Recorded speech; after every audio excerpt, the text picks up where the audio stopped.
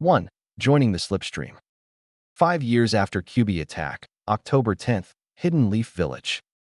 A festival was currently underway in the marketplace of the village hidden in the leaves.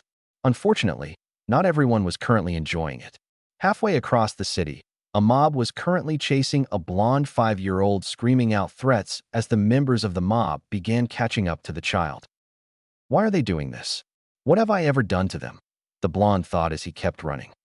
As the crowd got closer, a shinobi threw a kunai at the blonde Barley, missing the child as he stumbled on a piece of loose pavement.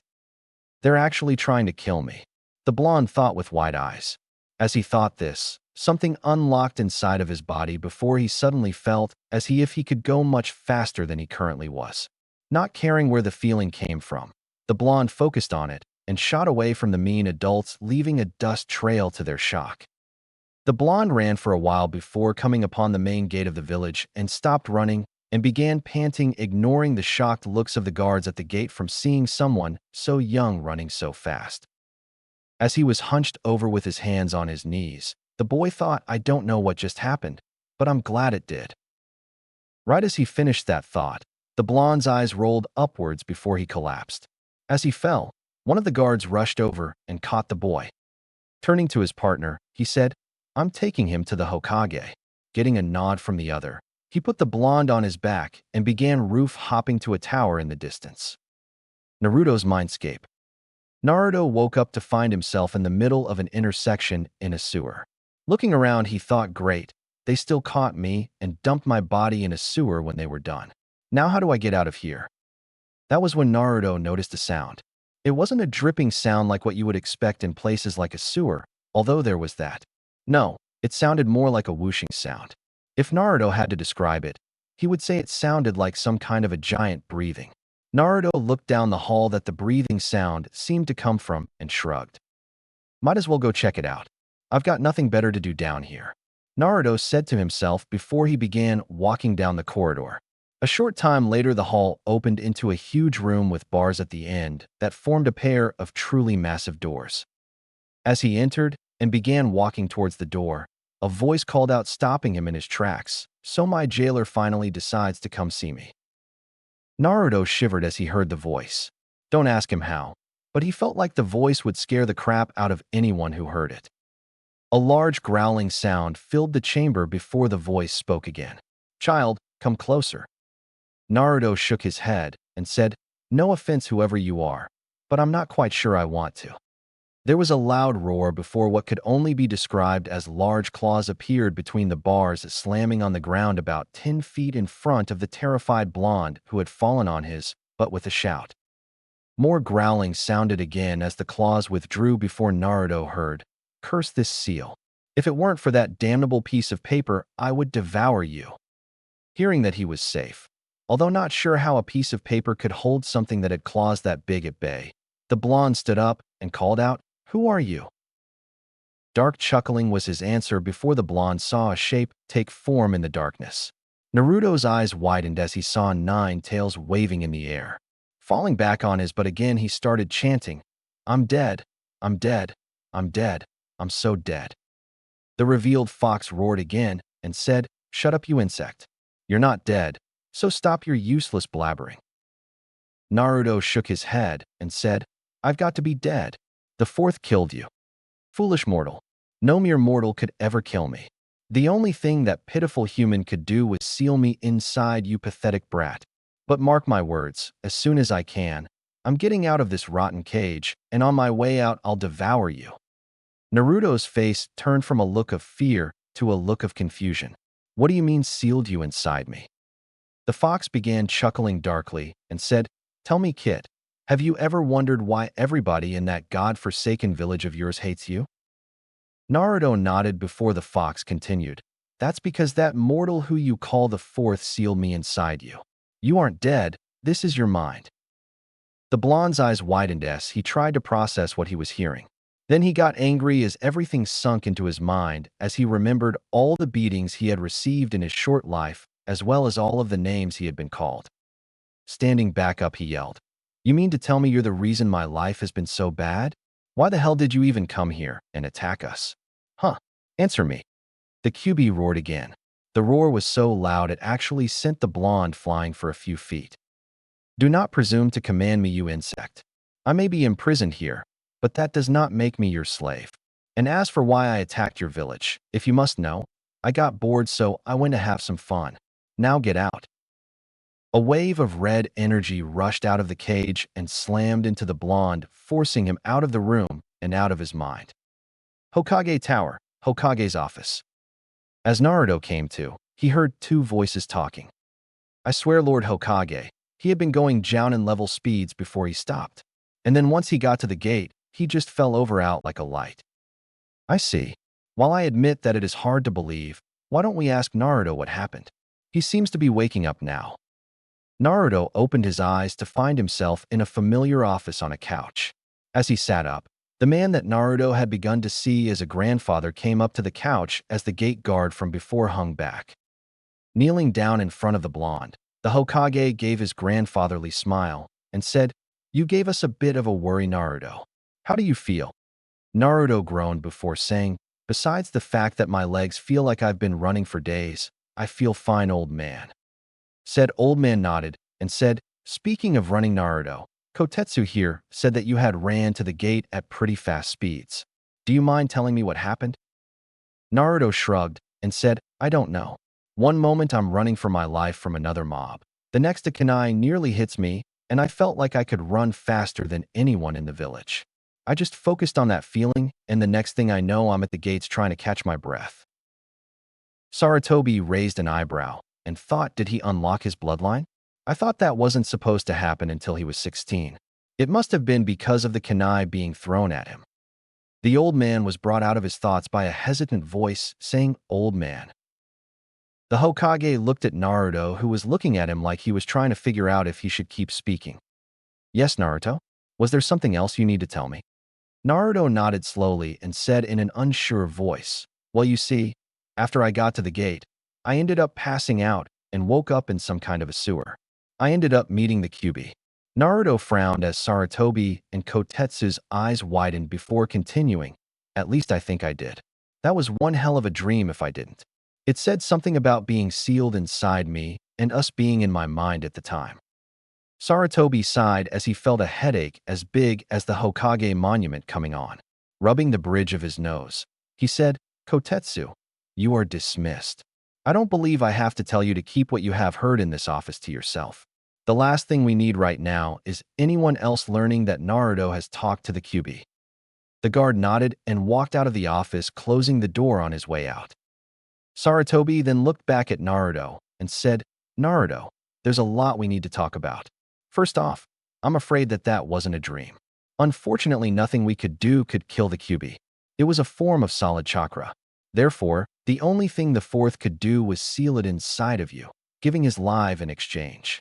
Naruto was wide-eyed as Sarutobi continued, "I was hoping that you wouldn't find out about that until you were older, but I guess there's nothing I can do about that now. Either way, we have something else that is possibly even more important to discuss. You remember that feeling of being able to run so fast that you talked about?" Naruto nodded and Sarutobi took out his pipe and stuffed it with tobacco before using a small fire jutsu to ignite it and took a deep draw to steady himself before saying, "That feeling was your bloodline limit activating itself." Naruto's eyes widened as Sarutobi continued saying, "It wasn't supposed to activate until you were 16, but it seems that your near-death experience unlocked it early. I was going to tell you about your parents then, and to be completely honest with you, I still want to wait for a while before I do. But your father was adamant about me telling you when your bloodline activated." Naruto frowned and said, "Why did you want to wait? You told me that you couldn't find anything about them." Sarutobi sighed again and said, "Naruto, you have to understand that both of your parents had many enemies, and if any of them ever learned that you were their child, they would stop at nothing to harm you in order to get revenge. They might even kill you. So I'm going to have to ask you to tell absolutely no one what I'm about to tell you. Understand?" Naruto looked down and nodded. Sarutobi nodded as well and said, "The first thing I suppose I should tell you about is your bloodline. It doesn't actually have an official name, but your father called it the slipstream." 7 years later, Hidden Leaf Village main gate. Kotetsu and his partner Izumo were lounging inside the gate guard's booth with no one in sight when they heard a voice say, "Do you guys ever stay awake your whole shift? If I didn't know any better, I would say you two are being paid to sleep." The two looked up and saw a 12-year-old blonde in a regular shinobi outfit with a pack over his shoulders signing the check-in sheet. Kotetsu smirked and said, "Ah, you're just jealous that you don't have as easy a job as we do, Kitsune." Said shinobi simply smirked and shook his head before saying, "Whatever," before seeming to disappear like he was never there. Izumo shook his head and said, "No matter how many times I see him do that, it still weirds me out to see him just disappear like that." Kotetsu merely chuckled with a "yeah" before placing his head back on the booth's counter and went back to sleep. Naruto reappeared at the door of his apartment and pulled out a set of keys before finding the right one and placing it inside the door's lock. As he turned the key, he thought, "I'm so glad no one lives up here with me. No awkward questions to answer if I ever just appear in front of someone." Once the door was unlocked, Naruto walked in and closed the door before heading to his room and putting the pack into his closet after pulling a scroll out of one of the side pockets. Naruto then grabbed an orange jumpsuit and changed into it before hanging his previous outfit in the back of the closet. Untying his headband, he then opened a secret compartment and placed it in before shutting it. Closing the closet door, Naruto walked back out of his apartment and locked the door before disappearing again. Hokage Tower, Hokage's office. Sarutobi was currently doing every Kage's enemy. As he signed another form and reached for another from the large pile of paperwork on his desk, he said, "I take it your mission was a success." Naruto nodded from where he was standing in front of the desk and said, "Yes, sir. No problems eliminating the bandits. Overall, it was a smooth in and out operation. My report has the specifics on what was stolen and everything else." As Naruto spoke, he placed the scroll on the desk, and Sarutobi nodded before lightly muttering about there being even more paperwork, and that his successor must have used his bloodline limit to get done with it so easily. Naruto smiled when he heard this and said, "You know, old man, I think I figured out on the way back how he actually did it so fast. And it wasn't his bloodline either." Sarutobi's eyes widened, and he said, "Really? How?"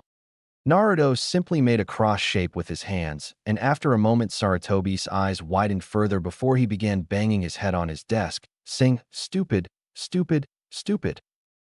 The door to the office opened, and Sarutobi's secretary poked her head in and said, "Sir, is everything all right?" Naruto turned around as Sarutobi raised his head that now had a red mark on his forehead and said, "Yeah, Mrs. Reynos, everything's all right." The old man just realized something that he should have figured out a long time ago. Mrs. Reynos nodded, not questioning how Naruto had got in, without her noticing having stopped trying to catch said blonde getting in past her years ago. Smiling, she closed the door again and went back to her desk. Hiruzen shook his head free of the cobwebs he had put into his mind and decided to get to other important matters. "So you believe that Mizuki will finally take the bait this year?" Naruto turned back around to look at his leader and nodded, saying, "He's getting pretty impatient, but he seems willing to wait until after graduation. He probably feels that since it will be 3 times this year that I'll be desperate enough not to ask too many questions. Like they say, third time's the charm. Tell you what though, if he doesn't go for it this time, I say just send him to Ibiki regardless. I don't think I could take another year in there. I can't tell you how many times I wanted to wipe that smug smirk off of the Uchiha's face during our spars." Sarutobi nodded and said, "I know it's been hard for you, Naruto. But look on the bright side. We do this right and you most likely won't have to deal with young Sasuke or any of your other classmates for a long time." Naruto nodded again and said, "Yeah, I'm going to miss Hinata though. She was the only one who was actually nice to me. Tell you one thing though, I'll be glad when I no longer have to act like I'm head over heels in love with Haruno. That girl hits as hard as Lady Tsunade. I swear the two are distantly related or something. Well, see you later, old man." As Naruto was turning to exit the office the normal way now that the important stuff was talked about, Sarutobi said, "Actually, Naruto, I have another mission that I think you might enjoy doing for me." Naruto rose an eyebrow before catching the thrown scroll and unrolled it before smirking as he read what was written down. Looking back to his leader and nodding, he tossed the scroll back and said, "I'll get right on it." Take a look out your window at the monument in the morning when you hear the shouting start." Saratobi nodded and said, "I'm looking forward to it." The next morning Saratobi heard, "Hey guys, look at this." Turning around in his seat just in time to catch the Jinjutsu that was over the Hokage monument fall, the old man fell out of his seat in laughter as he saw what Naruto had done to get everyone's attention for his mission. The fourth's head had 2 fingers painted next to it in the victory sign, as well as its tongue sticking out, while the other Hokages were painted looking up as if they were shaking their heads in exasperation. Painted over the heads were the words, "The Hidden Leafs, #1 Prankster Strikes Again." On the monument, Naruto gave himself a pat on the back before he heard Uzumaki. Naruto looked to the side and saw a team of 4 Umbu coming at him. He mock-paled before grinning like a madman and ran over to the edge of the monument before shooting off down the side with the Umbu right on his tail. What followed was one wacky chase as Naruto led not only the first team, but 5 other Umbu teams on a merry chase through the city, with said blonde laughing the whole way. It wasn't long before almost every single Umbu was trying to catch him. 3 hours later, he dropped into an alley and grinned before disappearing and reappearing in the Hokage's office. Smirking at the old man who looked over at him, he said, "How was that for testing Umbu patrols, old man?" Saratobi smirked as well and said, "I would say that was well done, Naruto. Now I think you should go on a class. Don't you agree, Irika?" Naruto hadn't noticed that Irika was standing inside the office until he heard, "Lord Hokage, you actually told him to do that." Naruto turned around to see his fellow shinobi of the leaf and said, "Yeah, do you really think I would pull such a big prank if I didn't have the old man's go-ahead? What do you take me for, Irika, an academy student? That reminds me." Naruto went over to the window and ran through a few hand signs. 5 seconds later, 1 seals on the monument that Naruto had placed down last night activated, and the paint evaporated, leaving the monument completely paint-free. Irika shook his head at the undercover Jounin and thought, "I'm getting too old for this." As the two were leaving the Hokage's office, one of the Umbu chasing Naruto entered the office. Seeing the blonde, the Umbu was about to grab him before the Hokage coughed and tossed the scroll that he had shown Naruto to him. Reading the scroll, the Umbu slumped and Saratobi said, "I expect to see some improvements from this captain. We don't want an enemy shinobi being able to move around so easily." The Umbu nodded before bowing and left room. Irika and Naruto followed him as they headed back to the academy. As they exited the tower, Irika said, "I still cannot believe the Hokage actually gave you a mission like that, Naruto." Naruto merely shrugged and said, "Me either. But hey, I'm not complaining." Irika chuckled and said, "I doubt you ever would. You do realize, however, that you won't be able to do any more pranks in a few days, right?" Naruto made a sad face and said, "Don't remind me. I'm going to miss being able to let some steam out with pranks." The rest of the trip to the academy was relatively quiet after that. As they entered the building, they made a quick stop to grab some rope from the supply storage room, and Irika tied Naruto in order to keep up pretenses. 5 minutes later, Naruto was sitting on the ground in front of his classmates as Irika lectured him, much to the students' entertainment. Once he was done, he turned to the class and said, "Now then, since Naruto decided that class was not important enough to actually attend, we're going to have a pop quiz on the Henjutsu." There was a collective groan from the students while Naruto and Irika mentally smirked at their discomfort. As Irika untied Naruto and he joined the line, Shikamaru, who was next to him, looked at him and said, This is such a drag. Why do we have to have a quiz because you didn't come on time?" Naruto rose an eyebrow but didn't say anything. The students meanwhile performed the jutsu. All of them passed with only a few mistakes. When it came time for Naruto's turn, he stepped up. Irika looked up from his clipboard where he was marking the scores and said, "All right, Naruto, your turn." Naruto nodded and brought his hands up. He briefly considered pulling a prank on his fellow shinobi, but decided that he should probably give Irika a break now that he was getting close to the end of his undercover mission. So shrugging to himself, he made the necessary hand signs before being covered in smoke. As it died down, a perfect copy of Irika was standing in front of said teacher. Irika nodded and put a mark down on his board as Naruto dropped his transformation and went back in line. After the quiz was done, Irika put his clipboard on his desk and said, "All right, class. Since the final exam is tomorrow, I'm giving you guys the rest of the day off so that you guys can prepare for it. If any of you want some last-minute practice for your kunai and shuriken throwing, I'll be at the target range. Other than that, good luck to you all, and I'll see you tomorrow." Naruto stood up and followed Irika out the door, and the two headed towards the target range as the other students filed out, some heading to the range with the two shinobi and the others leaving the academy. Once they were at the target range, the students began picking up training kunai and shuriken and lined up for their chance at the targets. Irika was watching them from a safe distance, supervising with Naruto, standing next to him, having been able to choose his gear first. "So what do you think of their chances during the exams?" Irika asked Naruto in a low voice so no one else could hear them.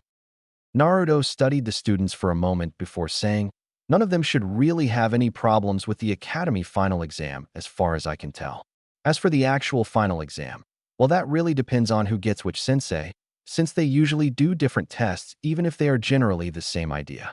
Any idea on the team placements yet?" Irika shrugged and said a few. The third is hoping for a repeat of the Inoshikacho team's record with their children, and Hinata, Shino, and Kiba would make a good tracking team.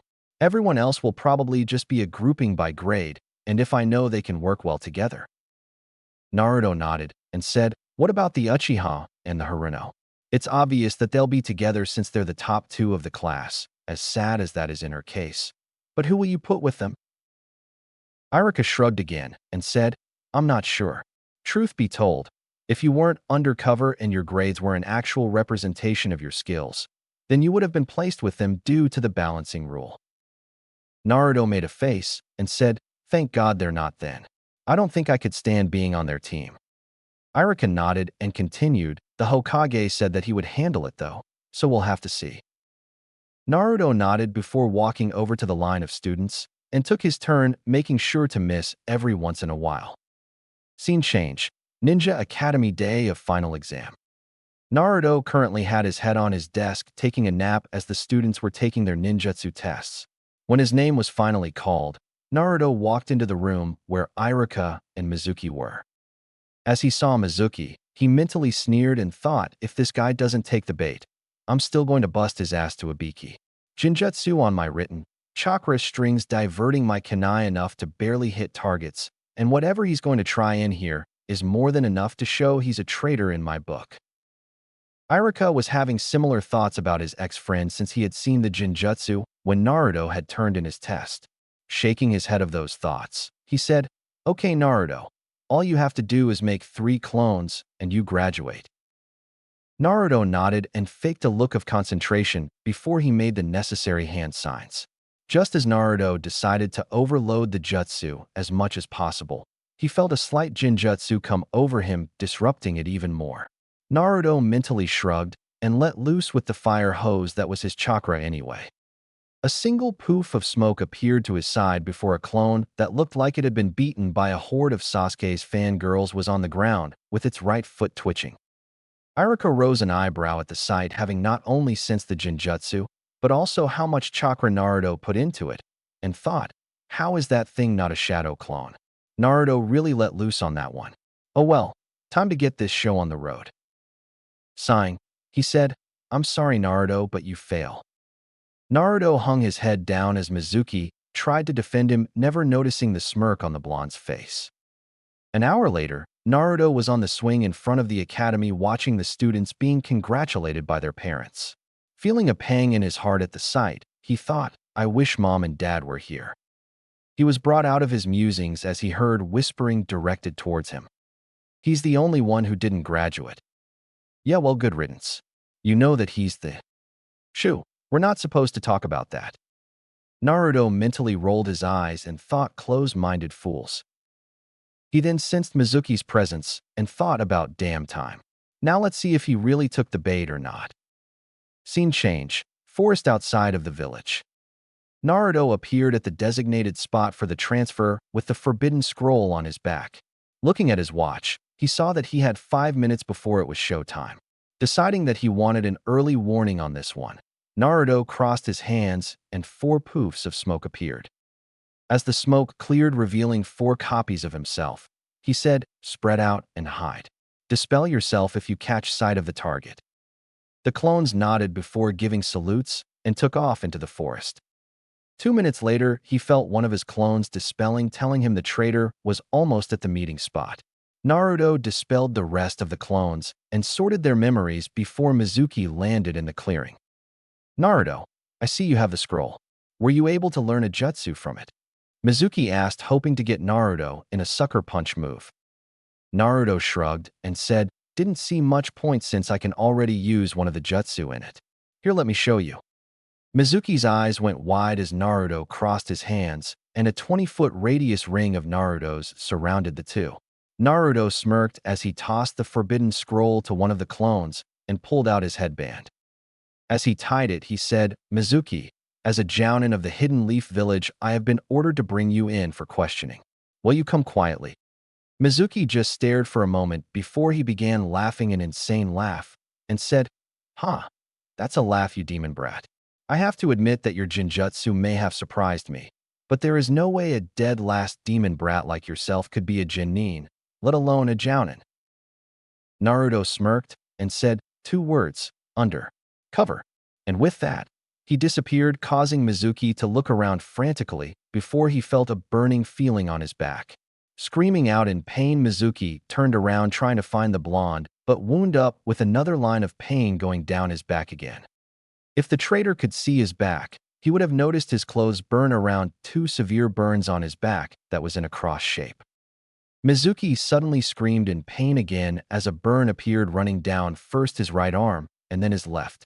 As he tried to figure out what was happening, a burn trail appeared along the backs of both his legs, causing Mizuki to scream even louder. Finally, a burn ring appeared around his neck. Mizuki finally couldn't take any more and fainted from the pain. Naruto reappeared with his hands and half-ram signs held loosely by his sides with blue chakra surrounding the straight fingers in a thin shell. Dropping the chakra technique, Naruto walked over to Mizuki, shook his head, and said, "What a pansy," before taking out a spool of ninja wire and began tying the traitor. Once he was done, he took the scroll back from his clone before dispelling the ring. Picking up Mizuki in a fireman's lift, Naruto began heading to the Hokage's tower where his leader and the head of the interrogation department were waiting for his packages. 2. Shocking revelations. Author's notes. Just a heads up, guys. This story is going to be a bit more fast-paced than my shadow clones will. I'm mainly sticking to the manga version, where there is practically no filler. If anyone actually wants to see a certain arc, let me know, and I'll see about putting it in. Also, you have to remember that Naruto is one serious speed demon in this one, so don't expect too many action-packed fights when you read this.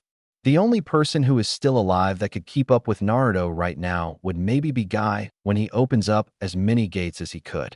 Now then, let's get started. A couple of days after the night that Naruto apprehended Mizuki, Naruto was talking with Sarutobi.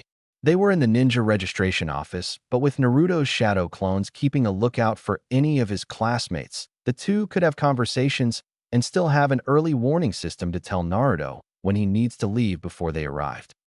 "So mind telling me which teams you think will most likely make the cut, old man?" Naruto asked as he leaned back in the chair for the graduated students to sit in while the Hokage went over their ID photos. Sarutobi gave a light nod and said, "Well, the younger Inoshikacho team should be able to pass my son's test. The new tracking team comprised of Hinata Hyuga, Kiba Inuzuka, and Shino Aburame under Kurenai Yuhi will most likely pass as well.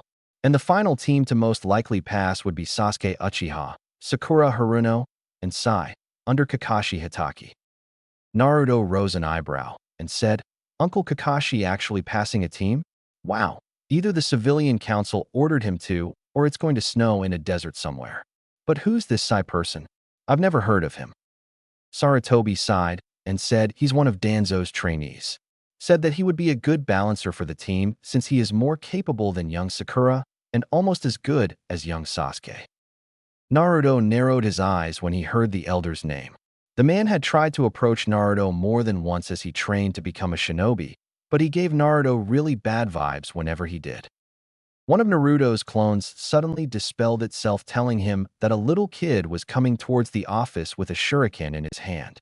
Frowning at the unusual sight, he looked over to the old man and signed what his clone had seen to him. Sarutobi sighed before signing back not to do anything right as the door opened, and said kid came in running with the shuriken held haphazardly up high and yelling out, "On guard, old man. Today is the day I finally defeat you." Ah. Unfortunately, the kid tripped on his scarf halfway to said old man. The kid groaned before getting back to his feet and said, "What tripped me?" Turning to Naruto, he said, You tripped me, admit it. I would have gotten the old man if you hadn't." Naruto shook his head and thought, this must be the old man's grandson, Konohamaru, that I've been hearing about. I had wondered when I would meet him. Standing up, he went over to Konohamaru and kneeled down before plucking the shuriken out of the kid's hand faster than he could see and said, "Okay, first of all, you tripped on your scarf. Either shorten it or stop wearing it completely for a few years because you're still too young to actually wear that the way you are. Second, you were holding this wrong. You hold it the way you did, you're more likely to cut yourself than your enemies. You have to hold it between your fingers. And third, what the heck were you thinking of trying to take on the Hokage with a full-out charge? If you were an enemy, he could just kill you with a focused blast of his killing intent." The kid was staring at Naruto for a moment before he shook his head and opened his mouth to say something when the occupants of the room heard, "Honorable grandson, are you in there?" A special jounin came in through the open doorway before noticing Naruto crouched down in front of his charge. The man stiffened before saying, "Hello, Uzumaki." Naruto's eyes narrowed slightly at how the man in front of him stiffened but dismissed it and said, "Ebisu, I take it this kid is your charge." Ebisu nodded and said, "That's right. I have been handpicked by the Lord Hokage to train his honorable grandson." Naruto shook his head and said, "Why does everyone feel the need to call him that? The kid's got a name. It should be used." Ignoring the look he was getting from said kid, he said, "If you need me, old man, I'll be at my training field on the monument." Sarutobi nodded and Naruto disappeared, making Konohamaru's eyes widen. Turning to his grandfather, he said, "Hey, old man, how did he do that?" Ebisu squawked out something about showing the Lord Hokage proper respect, but Sarutobi just chuckled and said, "Naruto is a very fast person, Konohamaru." Ebisu pushed his sunglasses higher up his nose and said, "Be that as it may, I still think he's too young to be a Jounin Lord Hokage." Konohamaru's eyes widened again, hearing that while Sarutobi rose an eyebrow and said, "There have been others who have become Jounin at that early, if not earlier in age, Ebisu. Itachi Uchiha and Kakashi Hatake, just to name a couple." Ebisu frowned and said, "With all due respect, Lord Hokage, but one of those went insane and killed his own clan while the other has degraded into a perverted delinquent who has no sense of punctuality whatsoever." Sarutobi frowned and said, "That's true." He then brightened and said, "But I don't think we need to worry about Naruto going down either of those paths, especially the on-time part. Hard to be late for anything when you can get from one side of the village to the next in less than 5 seconds. Ebisu was about to concede that point when he noticed that his charge had slipped away at some point in time. Looking around frantically, he said, "Where did the honored grandson go?" Sarutobi chuckled and said, "I think he went to go find Naruto. He certainly seemed to have made an impression on him." Said blonde was currently throwing kunai at targets in his training field on the Hokage monument behind a thin strip of woods, hiding it from any of the occasional visitors to the monument. It was a good place for him to train since it was a wide open place that allowed him to place various targets around the area that he could work on his speed against, and also had woods all around that he could work on moving through at high speeds. Throwing another kunai into a target, he said, "You know, Konohamaru, if you want to talk to me, you're going to actually have to come out of hiding." Said kid came out from behind a tree and said, "How did you find me? I thought my hiding skills were the best." Naruto rose an eyebrow and said, "Maybe for a kid who hasn't had any of the stealth classes in the academy, but it would be pretty obvious to anyone Jonin or higher, especially since you weren't trying to hide your chakra presence. So what did you need?" Konohamaru looked down for a moment and then said, "Teach me."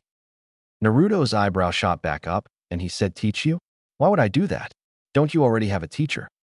Konohamaru looked him in the eye and said, Yeah, but he never teaches me anything.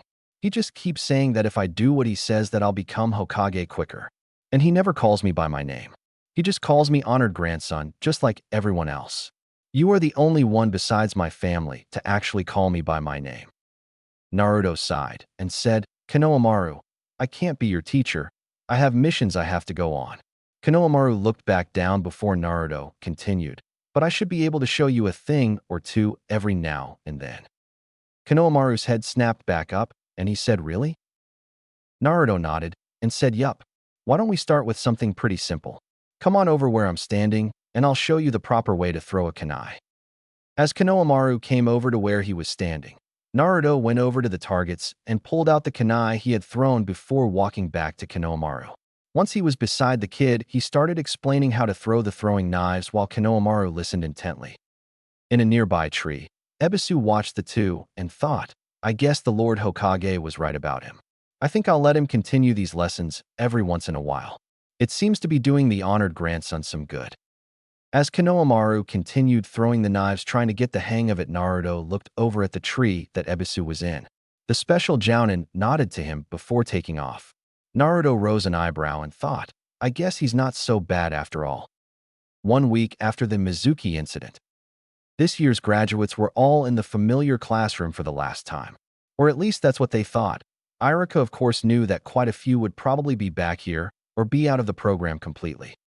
He quickly shook that thought out of his mind, though, as he stepped in front of the class and got their attention with his big head jutsu. Irika was about to begin his speech when one of the students said, Hey, Irika-sensei, where is Mizuki-sensei? Irika's face hardened, but a voice from the doorway answered for him. Mizuki was a traitor that was apprehended a week ago during a sting operation when he attempted to steal the forbidden scroll of sealing. The class looked to the door and were surprised to see a familiar blonde leaning against the door frame. Kiba looked at him and said, What are you doing here dead last? You were only supposed to come here if you graduated. Most of the other students agreed, while Hinata looked at him and hoped that he had actually somehow passed. Naruto pushed off from the doorway and flicked his headband that the graduates only just now realized was on his forehead before he said, Mind how you talk to your superiors, Inuzuka. I was under orders by the Hokage for the past 3 years to draw that traitor into a trap and take care of him. I am not in the mood to deal with some fresh out of the academy rookie who can't accept the fact that someone was working undercover. The class was stunned with various thoughts running through their minds. Some were reevaluating what they thought they knew about the blonde, while others were furious that the dead last had apparently been stronger than he let on. Guess who? Meanwhile, Hinata was just confused. She was glad that Naruto had failed on purpose, but was beginning to wonder how much of what she had seen of the blonde that none of the others did had been real, of if at all, was just an act. Naruto then walked over to Irika and took a scroll out from his jounin vest that made the class even more shocked when they finally noticed that not only was Naruto not wearing his Kill Me orange jumpsuit, but was wearing the uniform of an elite shinobi of their hidden village. Giving the scroll to his comrade, he said, Here, Irika. The Hokage wants you to go over this when you have the free time and tell him what you think once you're done. Irika nodded before he put the scroll in his Chunin vest and said, Well do. Thanks, Naruto. Naruto nodded before he turned to face the class and gave a quick salute before seeming to disappear into thin air. Irika chuckled at the dumbfounded looks on all of the students, which snapped them out of their shock and began shouting out questions. Irika got a tick mark on his head before he performed his patented big head jutsu again and said, Be quiet. Now then, allow me to explain a few things that are to be expected of you, and then I'll get to the teams. 10 minutes later, Hinata was sitting on a bench by herself as she slowly ate her lunch as she tried to make sense of what she and the rest of the graduates had been told before their teams were announced. Mind if I join you for a moment? Hinata looked up and saw the blonde that she admired standing in front of her. Her eyes widened before she shook her head with a blush forming on her cheeks. Naruto sat down beside her and sighed and closed his eyes. After a moment, he said, I want to thank you, Hinata. Hinata looked at him in confusion and said, For what, Naruto? Naruto smiled and opened his eyes to look at Hinata and said, for being the only one to actually treat me as a fellow classmate instead of the class punching bag. You're the only reason why I didn't lose it this year and just let loose on all of them. I can't tell you how many times I wanted to just say to hell with my mission and show them all exactly what I could do, especially when it came to the Uchiha. Naruto had a scowl at the end, but quickly shook his head and smiled again, and said, "Anyway, I just wanted to say thanks and give you some advice that should really help you in the future. I know you have some confidence issues, Hinata," said Hyuga, looked down, causing Naruto to put a hand on her shoulder to get her to look at him again. "But believe it or not, you actually make a fantastic kunoichi. You're one of the smartest girls the Academy has produced this year, and when you get really serious, your taijutsu can't be beat without the other person going through hell first." Hinata got another blush as Naruto continued. "Your only problem seems to be that you're afraid of what others may think of you. Anyway, here's my advice. When you have something that you have to do in front of or for someone, just forget about them." Seeing her confused look, he elaborated. "Forget that anyone is judging you on what you do. Simply focus on the task and do it. Don't worry about what others think about every single thing that you do. It's you who's doing them, not the other people around you. If it pleases them, then that's great, but if not, then it's not the end of the world. You'll just have to try harder next time. Understand?" Hinata nodded, and Naruto smiled again before standing up. Turning to her, he said, "I need to get going now, but if you ever need some help or just someone to talk to, I'll do my best to be there for you, all right? And if you can't find me, just ask the Hokage, he'll know where I am." Hinata nodded again and softly said, "Thank you." Naruto nodded with his smile still in place and said, "No problem. See ya, Hinata." He gave a quick salute before disappearing to go do the other errands that he had been assigned for the day. Time skip, 1 month later. Naruto was currently teaching Konohamaru and his two friends Moegi and Undin the leaf balancing trick in his training field on the Hokage monument when a hawk began circling overhead and gave out a cry. The three kids lost their focus and looked up along with Naruto. Naruto whistled, and the hawk landed on his outstretched arm, surprising the three kids. Naruto untied the note from the hawk's leg and sent it back to its roost with a small but quick jerk of his arm, letting it know that it could go back. As the hawk took off, Naruto looked at the note and frowned a little before putting the note in one of his vest pockets. Turning to the kids, he said, "The old man's calling. It's probably for a mission, so I'll probably be away for a while.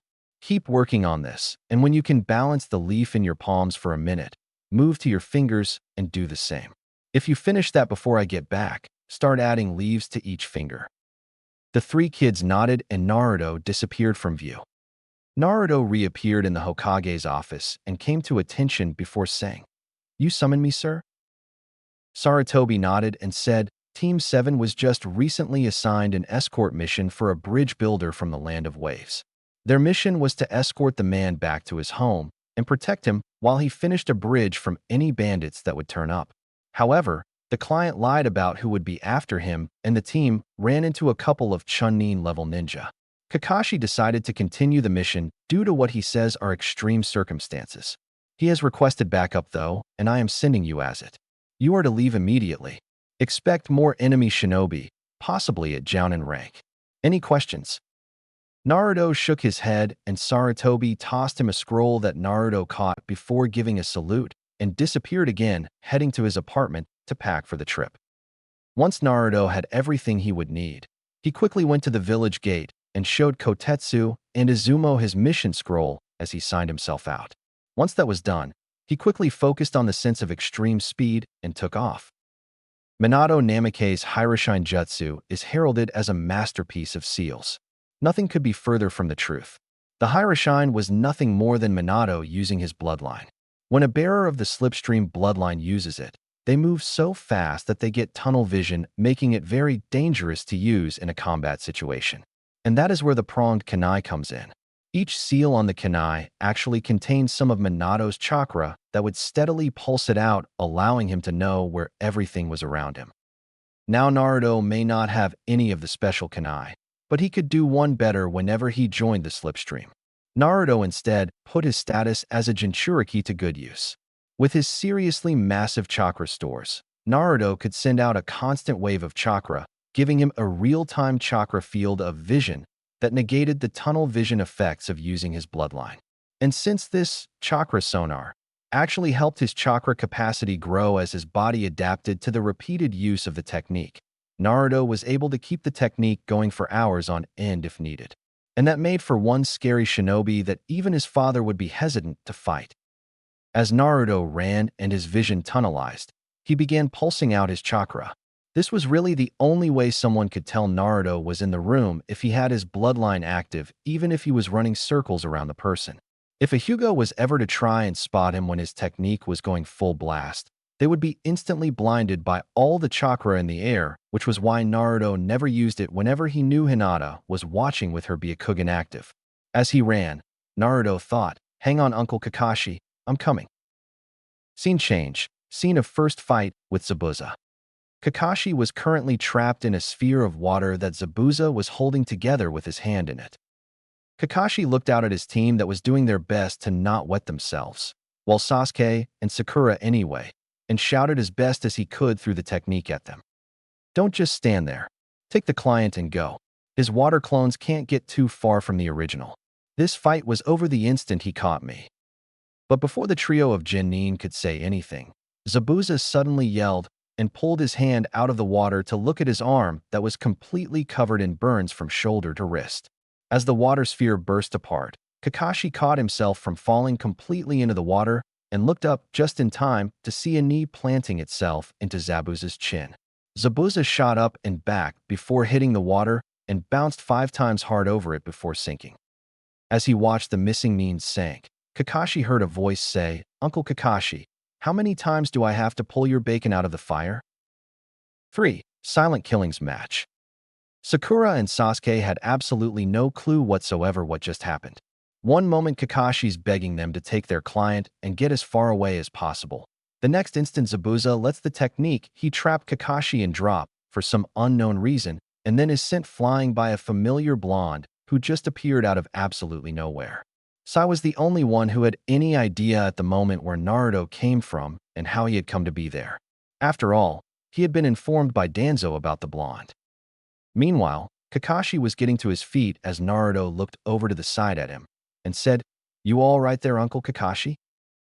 Kakashi nodded, but before he could say anything, a water dragon formed over where Zabuza had sunk and rushed toward the two. Naruto disappeared and then reappeared on the shore with Kakashi right behind him as the dragon slammed down right where they had been a second before throwing up waves. As they settled, they showed Zabuza standing where they had been. He looked at Naruto with contempt and said, "I'll have to admit that was a pretty good shot, kid. And whatever you did to my arm hurts. But there is no way a runt like you has any chance against me. Still, I'm curious. What's your name, boy?"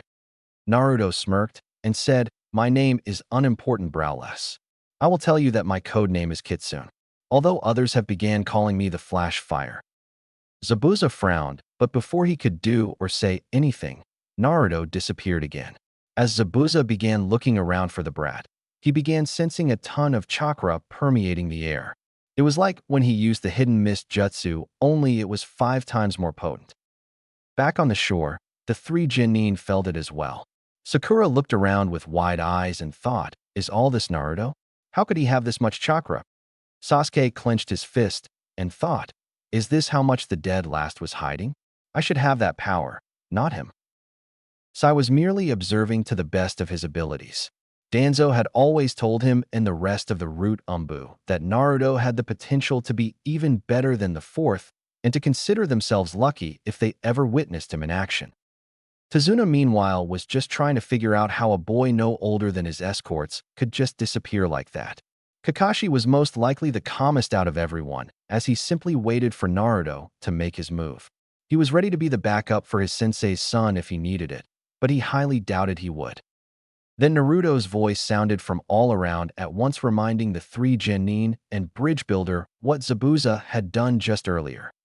There are 4 types of burns: 1st degree, 2nd degree, 3rd degree, and 4th degree. Which burn should I use today? Everyone except for Kakashi was looking around trying to find the blonde while wondering at the same time what the hell he was talking about. That all changed when they heard, "Why don't we start with 2nd?" Right after he said that, Zabuza screamed in pain as a second-degree burn suddenly appeared going across his chest from right hip to left shoulder. Right after, his left arm became completely covered in burns, just like his left one, only these were much more painful. Even from the distance the genin were at, they could see the big blisters that were already beginning to form. Zabuza then yelled again and turned around trying to hit something behind him, showing everyone the 5X-shaped burns on his back that were placed with one right in the middle with the other 4 connected with one on each of the 4 lines of the center one. Zabuza roared in pain again as his pant legs burned near the back of his knees, showing even more burns there. He then shouted out, "Where the hell are you?" Everyone then heard chuckling before Naruto said, "What's the matter, Zabuza? I thought you were a master of silent killing. Surely you can find one little kid without too much problems, right?" Before Zabuza could say anything, though, he flew to the side before abruptly switching directions constantly, like he was a pinball stuck in the bouncer section of an invisible pinball machine. Finally, after a minute of this, he was suddenly sent flying into a tree trunk. Zabuza screamed out in pain as the burns on his back hit the tree trunk, causing the blisters to pop. Naruto reappeared on a tree branch to his right. Zabuza looked up at him and said, "What are you?" Naruto looked down at him and said, "Your worst nightmare." All of a sudden, 3 Senbon needles embedded themselves in the side of Zabuza's neck, causing him to slump over dead, startling everyone else. Naruto hopped down and said, "You sure took your sweet time, Hunter Nin." Everyone looked up to where Naruto was looking and saw a Hunter Nin of the Mist who looked to be no older than Naruto and the Genin. He can only be about as old as Naruto, but he's a Hunter Nin already. Naruto I can understand since he uses his bloodline. But for a Mist Shinobi to be a Hunter Nin at such a young age, how strong is this guy? Kakashi thought as he studied the kid. Sasuke was fuming. Damn it. First the dead last, and now this new guy. How many people my age are there that are stronger than me? I need more power. It's the only way I can kill him. Sakura was still shocked at how sudden Zabuza had been defeated and then killed, while Tazuna was just glad that it was all over. The Hunter Nin dropped down to the ground near Zabuza's body and said, "My apologies, but it was apparent that you had everything under control.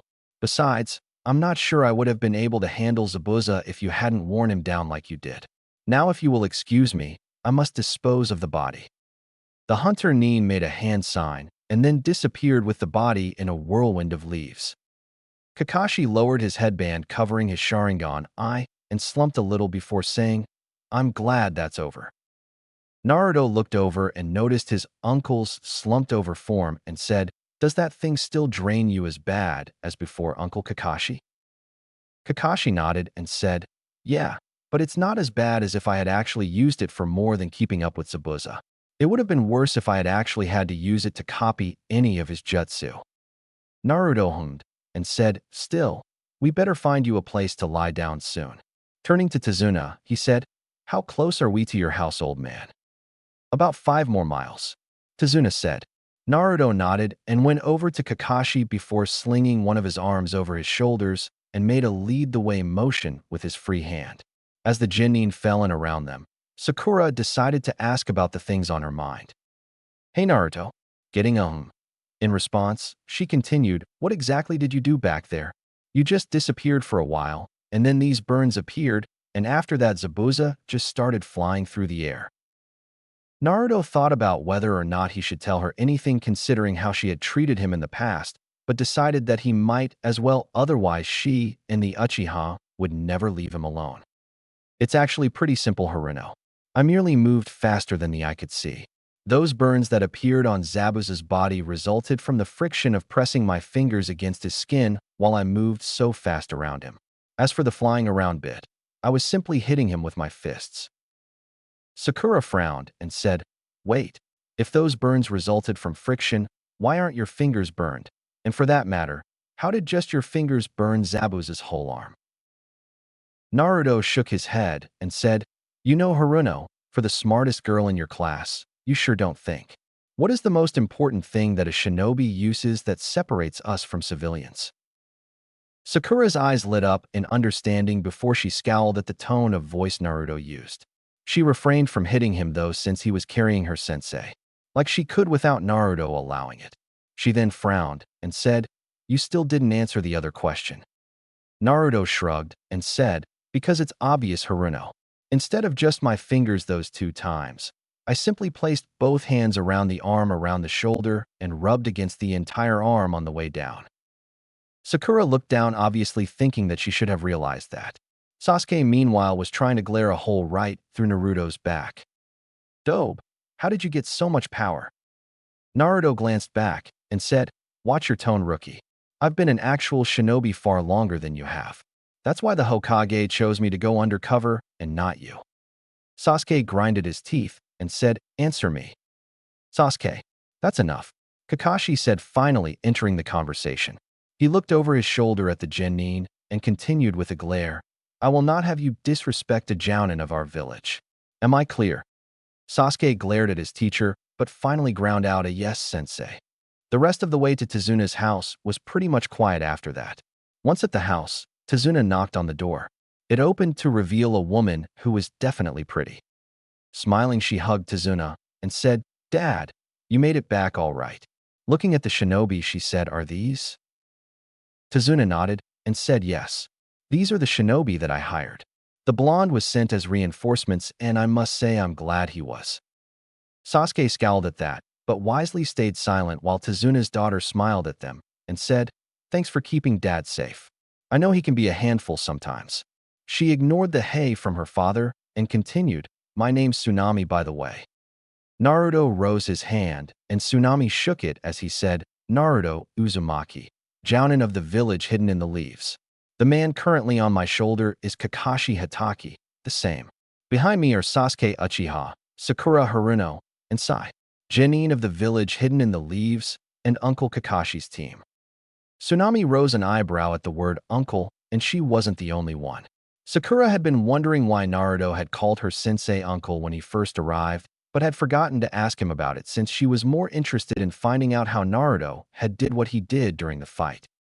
"Uncle, you two don't look related," Tsunami said. Naruto chuckled and said, "Oh, we're not. Not by blood anyway. I guess you could say he's a family friend of mine. Now, I don't mean to be rude, but if it wouldn't be too much, could we lie him down somewhere? He drained himself pretty badly during the last fight." Tsunami shook her head and moved to the side and said, "Of course. Sorry about that.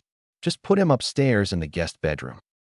Naruto nodded and entered the house, followed by the others. The genin sat themselves around the living room once they entered, leaving Naruto by himself as he helped his mentor up the stairs to the guest room. Once there, Naruto gently laid Kakashi down on the bed before going to the door and making sure that they were alone. Finding no one coming up the stairs, Naruto closed the door and placed a privacy seal on it before turning back to Kakashi, who had been watching him. "So you figured it out as well?" Kakashi said in a serious voice. Naruto nodded and said, "Yeah, that hunter went right for the neck with those needles of his. Less muscle there to get in the way of a pressure point shot. How long do you think we have?" Kakashi thought and then said, "At least a week. That's how long it will take him to recover from the fake death state. Maybe a little more if they try to fully heal the burns you gave him." Naruto frowned and said, "I shouldn't have played around with him. I should have just stabbed him in the heart when I first got here." Kakashi shook his head and said, "We both know that you hate taking a life so carelessly. And there's nothing we can do about it now but prepare for them. We're going to have to get the genin up to speed. We should probably teach them tree climbing." Naruto's eyes widened, and he said, "You haven't taught them that yet? What have you been doing for the past month?" Kakashi frowned and said, "Trying to get them to work as a team. What's the point in teaching them high-class moves and jutsu if they wind up not caring if they hit their teammates or not? You've never had problems working with others, but with them, they can't even agree on who cleans up what part of a park." Naruto sighed and said, "I see.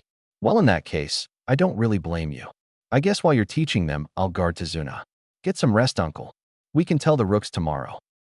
Kakashi nodded and Naruto turned around and took down the privacy seal before stepping out the door. Closing it softly, he walked down the stairs and entered the living room. Sakura looked up as he came in and said, "Naruto, how is sensei?" Naruto shrugged and said, "He's fine, Haruno. A little tired, but nothing that a good night's rest shouldn't cure. Make sure you guys get a good night's rest tonight as well." I know for a fact that Kakashi is going to give you guys some hard training tomorrow. If any of you guys need me, I'll be outside setting up some patrols with my shadow clones. And then I'll be on the roof." Naruto turned and left the living room again and left the house itself. Crossing his hands, a platoon of clones appeared. Looking at them, he said, "I want half of you to set up a perimeter around this house. The other half head to the bridge and make sure no one tries anything funny with it." The clones all saluted before taking off to complete their task. Naruto then turned towards the house and jumped up onto the roof and settled down. And now we wait. 4. Getting ready. The next morning, Kakashi joined everyone at the table for breakfast. As he sat down, he said, "Guys, there's something important that we have to tell you."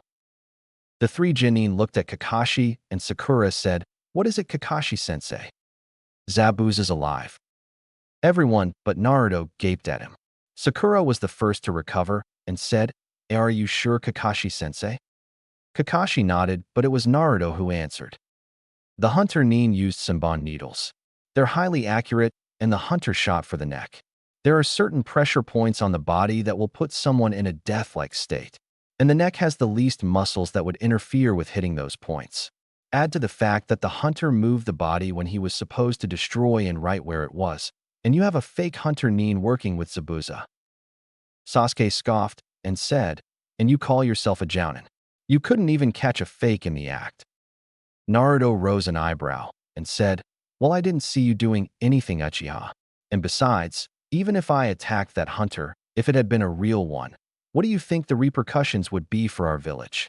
Kakashi and I had to take that chance or risk a war between the Leaf and Mist.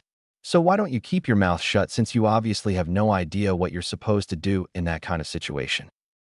Sasuke glared and was about to say something when Sakura shouted out, "Don't talk to Sasuke-kun like that," and tried to hit Naruto. As the fist came towards him, the two disappeared and then reappeared against a wall with Naruto's left wrist pressing her throat in and a kunai in his right hand holding her chin upwards. Naruto glared at Sakura as the kunoichi stared in shock and horror. Naruto then growled out, "Listen, Haruno, and listen good. Your dear Sasuke isn't the top dog, and he never was. You all think he's someone special and call him a genius, but guess what? He's not a genius, he's just a regular Uchiha who hasn't even activated his Sharingan yet. The only Uchiha genius that the Leaf Village produced was his brother Itachi, and he never relied on his Sharingan to copy other people's jutsu like the rest of that band of thieves. And if you ever try to attack one of your superiors again, I will write you up so fast the Hokage will get paper cuts from it. Am I clear?" Sakura nodded as much as she could with a kunai under her chin, and Naruto released her. Turning around, he saw Sasuke glaring at him, and he said, "The same goes for you as well, Sasuke. We aren't in the academy anymore. Get your act together or leave the program. We don't need upstarts like you trying to prove you're better than everyone else." Turning to Tazuna, he said, "I'll be waiting outside to escort you to the bridge." The old man nodded and Naruto walked out. As he left, a small boy came downstairs rubbing one of his eyes from sleep before looking around at the expressions on everyone's faces and asked, "What's going on?" Kakashi shook his head and said, "Oh, nothing much. Just a little dispute." He then stood up and said, "Sakura, Sasuke-sai, finish up your breakfast and then meet me outside. We have to get you guys as up to speed as possible for when Zabuza comes back in a week." Sakura looked at him and said, "But Kakashi-sensei, what could we possibly do in a week that will prepare us to fight Zabuza? We couldn't do anything last time." Kakashi merely smiled and said, "You'll see." 15 minutes later, Tazuna and the rest of the people working on the bridge were staring as a shadow clone was reporting to Naruto, with the rest of the clones spread out along the bridge, keeping an eye out for anyone trying to harm the bridge. "All quiet. Nothing to report, sir," the clone said as it gave a salute to its creator. Naruto nodded before turning back to Tazuna and said, "Hey Tazuna, need some extra hands." Meanwhile, Kakashi was leading his team into the forest. Once Kakashi thought they were at a good spot, he turned to his students and said while giving his smile, "All right, my lovable students. Today we are going to learn how to climb trees." Sakura and Sasuke looked at him like he was crazy before Sakura said, "But Kakashi-sensei, we can already climb trees." Kakashi smiled again and said, "Ah, but can you do it without using your hands?" Kakashi then turned and walked to a tree before wailing up it. Sasuke and Sakura's jaws dropped, while Sai simply looked on. Kakashi reached the lowest branch of the tree about 20 feet up and hang down from the bottom of it. Keeping his smile, Kakashi said, "This is a chakra exercise that is essential to all ninja. Using your chakra, you can stick to the sides of any solid object. You must focus your chakra to your feet to stick to the surface. Too much, and you will blast yourself off. Too little, and you will slip off." Kakashi reached into his kunai pouch and threw 3 kunai on the ground in front of his 3 students' feet and said, "You should use those to mark your progress. I'd suggest getting a running start." Sakura and Sasuke got determined looks as they picked up the kunai, while Sai simply bent down to pick his up. The 3 then focused on separate trees and took off at them at a run. Sasuke made it up about 10 steps before the bark suddenly splintered, and Sasuke launched himself back as a small crater the size of his foot and half an inch deep appeared. As Sasuke backflipped and landed in a crouch, he thought, "So it's an exercise of balance. Too much chakra, and you push the object away from you. Too little, and you don't stick. This is easy." Sasuke looked up, his eyes widened when he saw that Sakura was on a branch at the same level as Kakashi. "What are you doing on the ground, dickless?" Sasuke's head jerked to the side, and his eyes virtually bugged out when he saw that Sai was on a branch of his own about 10 feet above Sakura's position. Sakura's file said that she had perfect chakra control, and I imagine that Danzo had made sure Sai was as capable as possible. Sakura, meanwhile, was shooting a glare and shouted out, "Don't insult Sasuke-kun." So much for the heir of the most powerful clan of the Hidden Leaf Village. It seems like Sakura and Sai are a bit better at this than you are, Kakashi said, trying to motivate Sasuke. Sasuke growled before rushing the tree again. Scene change. Tizuna's bridge 30 minutes later. The bridge was buzzing with activity as the workers worked beside some of Naruto's clones. Each worker had a clone to help him who was being taught how to do what they were doing. The general plan was that since clones were only made out of chakra, they could continue working when their teachers were taking a lunch break, while said teachers could watch and correct if they had to. That way they could get an extra hour in building the bridge, but still leave at the usual time. Naruto had briefly considered making more clones when the workers were done for the day, with the sole purpose of carrying on for the night. But Tizuna shot the idea down, stating that even if the clones learned how to do everything perfectly, he and the other workers would have to check each section they built, and if any of them weren't up to spec, they would just have to tear them down, which would be a waste of materials. Naruto conceded the point, though he did say that he would keep those clones around at night again to guard the bridge, since Gato might just decide to try and blow the bridge up and be done with it. Tizuna had paled at that and readily agreed that it would be a good idea. That night at dinner, Naruto was sitting next to Tsunami's son Inari when Team 7 came in the house with the 3 genin in various states. Sakura came in looking absolutely exhausted, but other than that, fine. Sai looked like he had done nothing more than have a light jog for about an hour. But it was Sasuke's appearance that nearly made Naruto laugh. He was covered in scuff marks and looked about ready to collapse. "You guys have fun?" Naruto asked with a raised eyebrow. Sai didn't say anything and instead just sat down and began eating, while Sakura groaned in response before following suit. Sasuke glared at the blonde before following suit, causing Naruto to chuckle. "What's so funny, dope?" Sasuke growled out. Naruto's face instantly turned serious, and he said, "Watch your attitude, rookie. Like I said to Inuzuka, I wasn't in the mood to deal with a rookie that couldn't handle the fact that I was undercover, and I'm still not. You're not the greatest thing to grace the earth, and you never will be. You aren't even the greatest Uchiha. You're just a second-rate one who hasn't even activated his Sharingan yet." Sasuke roared and launched himself at the blonde, only to be caught by Kakashi. "Calm down, Sasuke. Naruto, I would have expected better from you," Kakashi said, glaring at Sasuke and then looking at Naruto in a disappointed manner. Naruto shrugged and said, "What do you want me to say, Uncle Kakashi? The Uchiha needs to learn that he's not as great as he thinks he is. And since there is no real way to sugarcoat it in a way that he would still understand, I simply told him in the most straightforward way possible." Naruto's eyes then narrowed and he said, "And as far as I'm concerned, the Uchiha were all overrated anyway. They were nothing but thieves stealing the hard work of others. The only one who wasn't like that was Itachi. No wonder he went and killed the rest of his clan. He must have gotten sick of all their arrogance. Sasuke roared and struggled to break free of Kakashi's grip and shouted out, "You take that back." Naruto stood up and began walking out of the kitchen. As he passed through the door, he called out, "Why would I take back the truth?" An hour later, Kakashi came out of the window to his room and found Naruto staring at the moon. As he sat down beside him, he said, "I really wish you wouldn't antagonize my students, Naruto."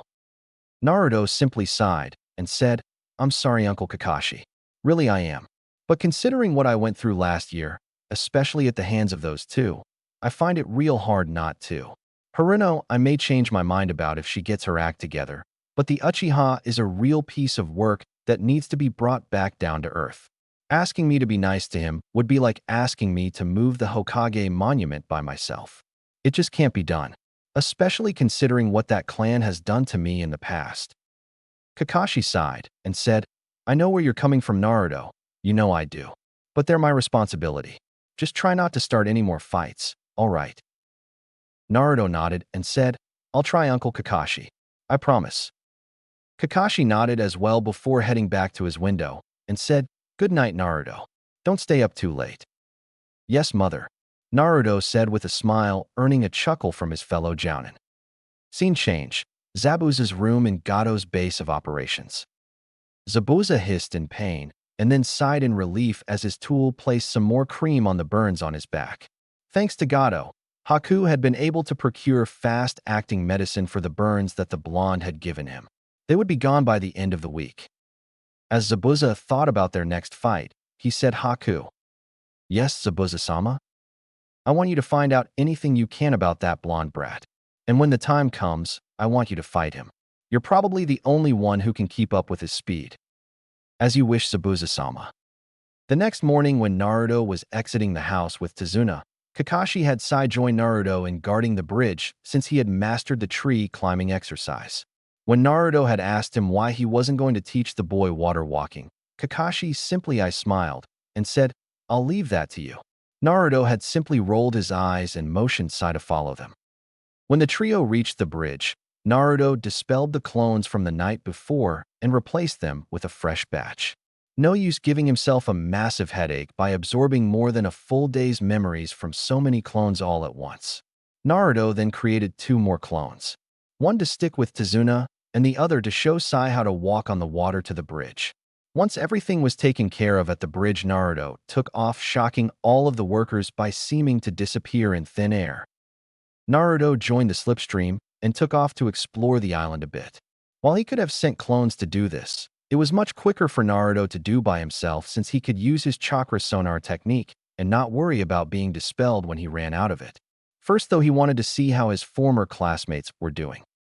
Scene change. Team 7's training area. Kakashi suddenly sensed a ton of chakra coming from the direction of the unfinished bridge and thought, "Here he comes." Right after that thought, he said, "Hello, Naruto." Naruto smirked from his position next to his fellow Jounin and mentor and said, "Hey, Uncle Kakashi. Just wanted to see how they're doing and tell you that I'm going to look around a bit." Kakashi nodded and said, "I have no problems with that. But if you find Gato's base, don't do anything drastic without telling me first. No telling what would happen if we acted too hastily. And as you can see, they're doing fairly well." It was true. Sasuke had made it about halfway to the top, while Sakura was resting in one of the highest branches. Naruto nodded before he gave Kakashi a salute and took off again. True to Kakashi's prediction, Naruto had found Gato's base. As he studied the base from a high tree branch, wondering if he should go ahead and scout it, he spotted a figure that looked like a boy his age exiting the ramp and entered the woods. Deciding to follow the boy, he dropped down from the tree and began following him, using his high Jounin stealth to follow him without chakra. He had a theory who the boy was, and it would do him no good to tip off the kid by using chakra if he was right. Following the boy to a field where he began picking herbs, Naruto considered his options. He could either confront the guy now and possibly save himself the trouble of having to fight both him and Zabuza at once at a later date. He could just leave the boy alone and hope for the best, something that Naruto really did not want to do. Or he could try to learn as much as he could about the boy. Naruto then remembered Kakashi's order. Even though the two were both jounin, Kakashi had superiority out in the field due to him having been a former Umbu captain before he left and became a regular jounin.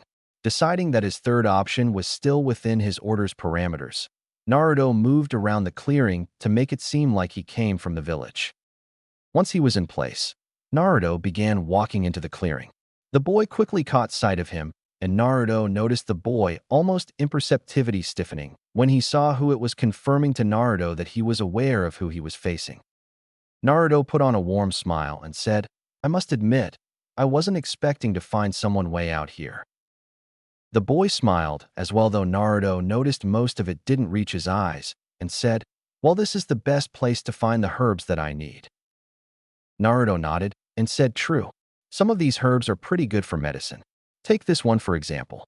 He bent down to pick up a herb he recognized and said, "This one is a good one for treating the pain that comes from first and second degree burns if mixed with a couple of others and turned into a paste." The boy cocked his head and said, "You seem very knowledgeable about them." Naruto chuckled and said, "I had to be. I can't tell you how many times I've burned myself."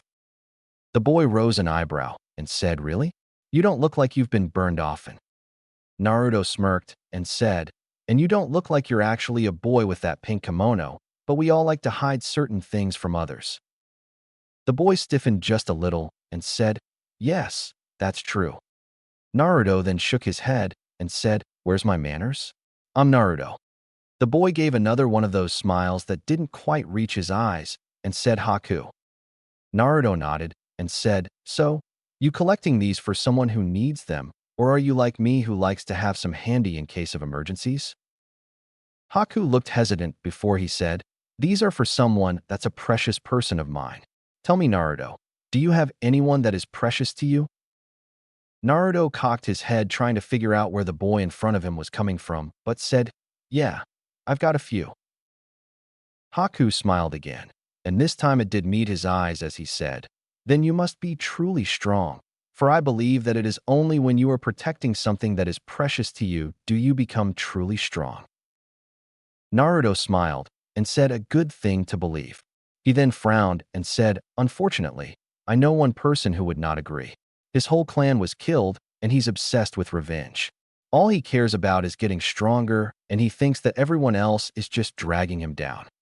Haku frowned at this, but shook it off and said, "Maybe he will come to his senses someday." "Yeah, maybe," Naruto said softly before seeming to brighten up a bit. Smiling at Haku, he said, "Well, I better get going. See ya, Haku." And with a two-fingered salute, he turned around and disappeared, making Haku go wide-eyed. As Haku recovered from his surprise, he thought, "I hope I can match his speed when the time comes." As Naruto ran, he thought, "Now that is one interesting kid." Author's notes: due to the overwhelming faves for this story, I'm moving it into my lineup and changing it to a different pattern. Instead of only doing one chapter and then doing the rest before coming back to it after I do one each for the others, I'll put in a new chapter after I do one for another story. I'll keep this up until I reach the vote scene. 5. Final preparations / meeting on the bridge. Scene: Tazuna's house. Naruto and Sai were seated next to Tazuna and Tsunami as they ate their dinner, waiting for the rest of Team 7 to come in from training. Inari sat across from the two, Nin glaring at them as he ate. Hearing the door open, Naruto sent a quick chakra pulse that was so small, only a sensor could sense it if they weren't right next to the blonde. Sai rose an eyebrow as Naruto went back to eating, unconcerned with whoever was coming in. Sai understood why as Kakashi walked in with a slightly exhausted Sakura and a moderately tired Sasuke following him. As the three sat down, Kakashi turned to Naruto and said, "So how did Sai do?" Naruto shrugged and said, "About as well as can be expected. He got the concept almost instantly, but as we both know, it takes more than that when it comes to walking on any kind of liquid." Kakashi nodded as Naruto continued. He was able to stand after about half an hour, but it took him a bit longer to learn how to walk around a bit without sinking. He still can't do it while fighting though, so we'll have to work on that tomorrow. Kakashi nodded before he began eating. Turning to the other two genin, Naruto rose an eyebrow and said, "And how are you two doing?" Sasuke glared at him while Sakura hesitantly said, "I pretty much have it completely mastered. Right now, Kakashi-sensei has me running up and down as many times as I can to build up my chakra reserves. And Sasuke-kun is a little over 3/4 of the way to the top." Naruto nodded as Sasuke sent Sakura a glare for telling the blonde that he still felt was a dead last that he hadn't reached the top yet. "Why do you even bother?" Inari asked as he glared at them all. "Come again," Naruto asked as he took another bite and swallowed before looking at Inari in curiosity. "I said, why do you even bother? It's not like it will help you when Gato comes to kill you all. You're just wasting your time. Gato is invincible and nothing you do will stop him. You don't even know anything about us or this village, and yet you come prancing in so happy and carefree, not knowing anything about pain, and you make me sick." "Inari," Tsunami said sternly before a raised hand from both Kakashi and Naruto stopped her from berating her child. Naruto shot a questioning look to Kakashi, who nodded, answering the unspoken question. Naruto then turned back to Inari and said, "Inari, don't talk about what you don't know as if you do. You say we don't know anything about what pain is, but in reality, compared to some of us at this table, you don't even know the meaning of the word." Inari glared, but before he could open his mouth, Naruto continued. "Let me guess. You probably lost someone to Gato, right? Most likely your father or someone who was like one to you, since it's only you, your mother, and your grandfather living here, and that picture on the wall looks like a person has been ripped out of it. Well, let me tell you something. You only lost one person, but Uncle Kakashi lost not only his father, but his two teammates and his teacher as well. The Uchiha kid here lost his entire clan in one night. And I've had it even worse. I've seen the dark side of humanity, and let me tell you, it is not pretty. I grew up an orphan the day I was born. From day one I was on my own because almost my entire village sees me as worse than an outcast, and let me tell you, it was not easy. The orphanage threw me out when I was around 3, and I've had to live about 2.5 years on the streets wondering if I will be able to find my next meal in time.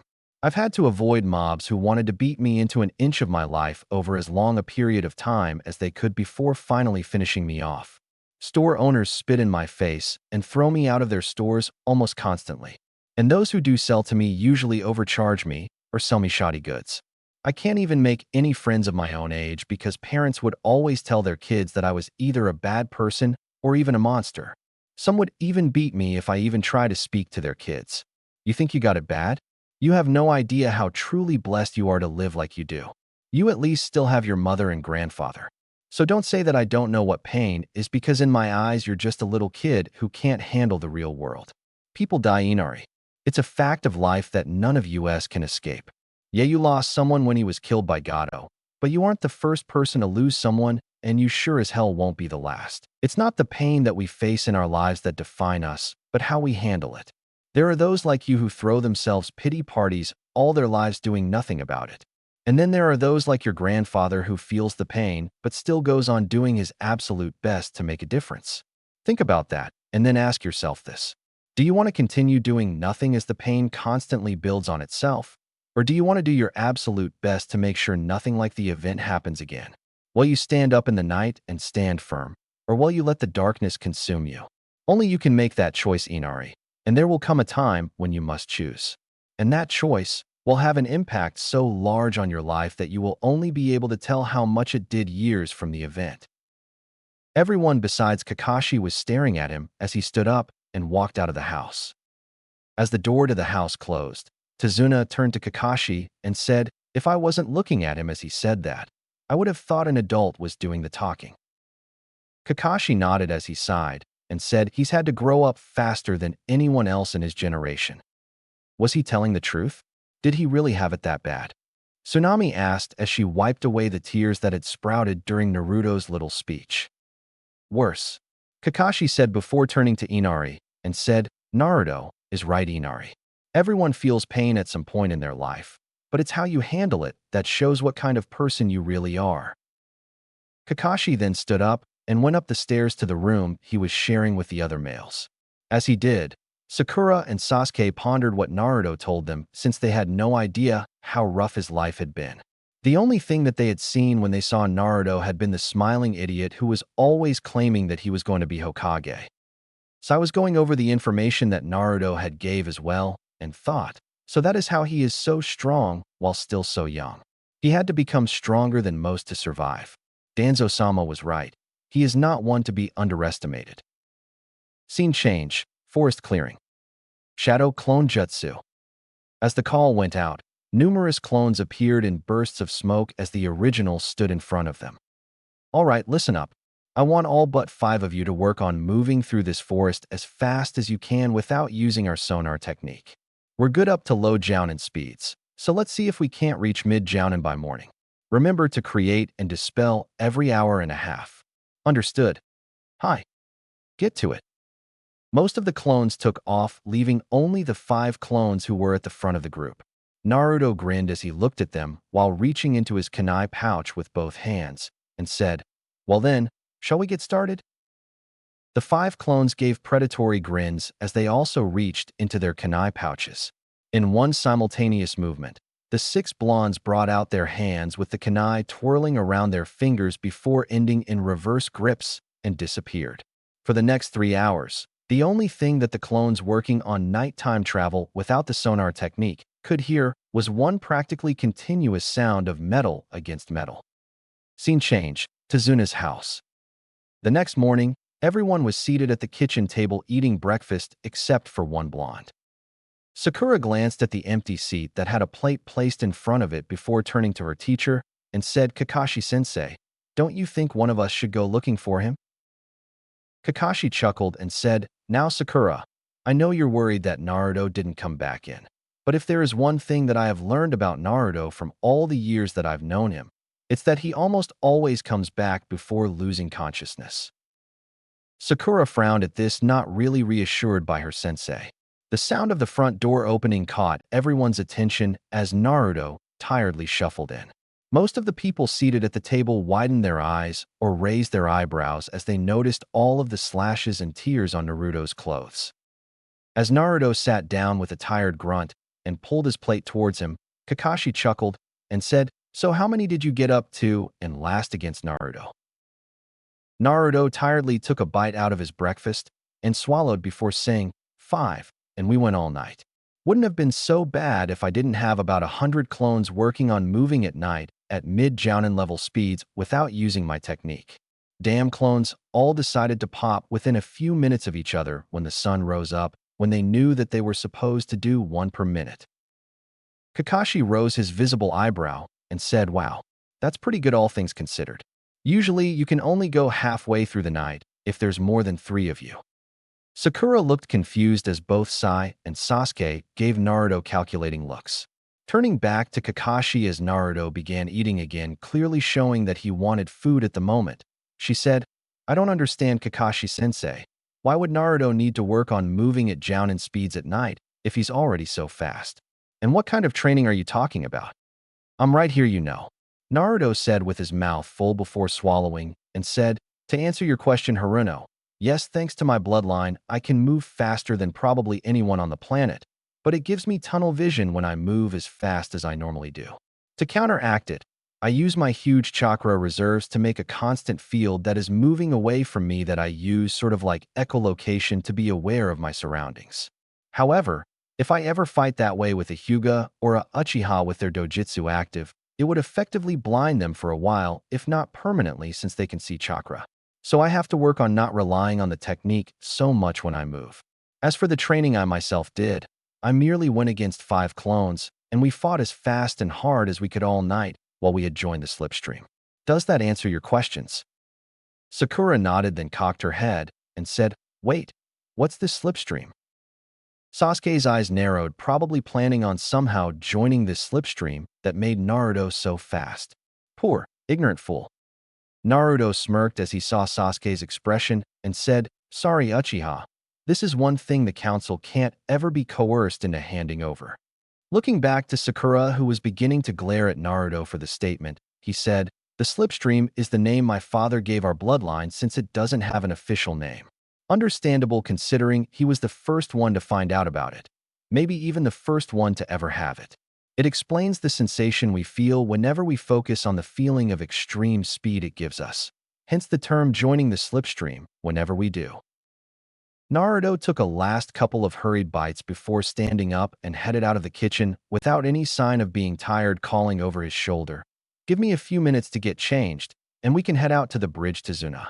And Sai, don't think I'm going to go easy on you just because I had a training night. I swear I'm going to get you combat water walking by dinner time if it kills me. Everyone but Kakashi stared at him with slightly dropped jaws before Sakura turned back to Kakashi and asked Kakashi-sensei, how can he possibly be able to still move like that? He looked exhausted when he first came in. Kakashi chuckled and said, that's Naruto for you. I've seen him train for 2 days straight, drop dead on his bed, and then 3 hours later be right back at it again. He has chakra reserves that could make any Kage envy him and the stamina to match. He's going to make whoever he marries one happy woman in bed. Kakashi thought to himself, giggling, perversely drawing weird looks from everyone else that he waved away. Everyone's attention was brought to the stairs when they heard a shout from upstairs. Oi, Uncle Kakashi, you aren't reading that crap you call literature in front of Inari, are you? You know he's only 10, right? Kakashi's sweat dropped as he rubbed the back of his head, while Inari looked at him in confusion before saying, of course not. Why would you think that? Because I know you.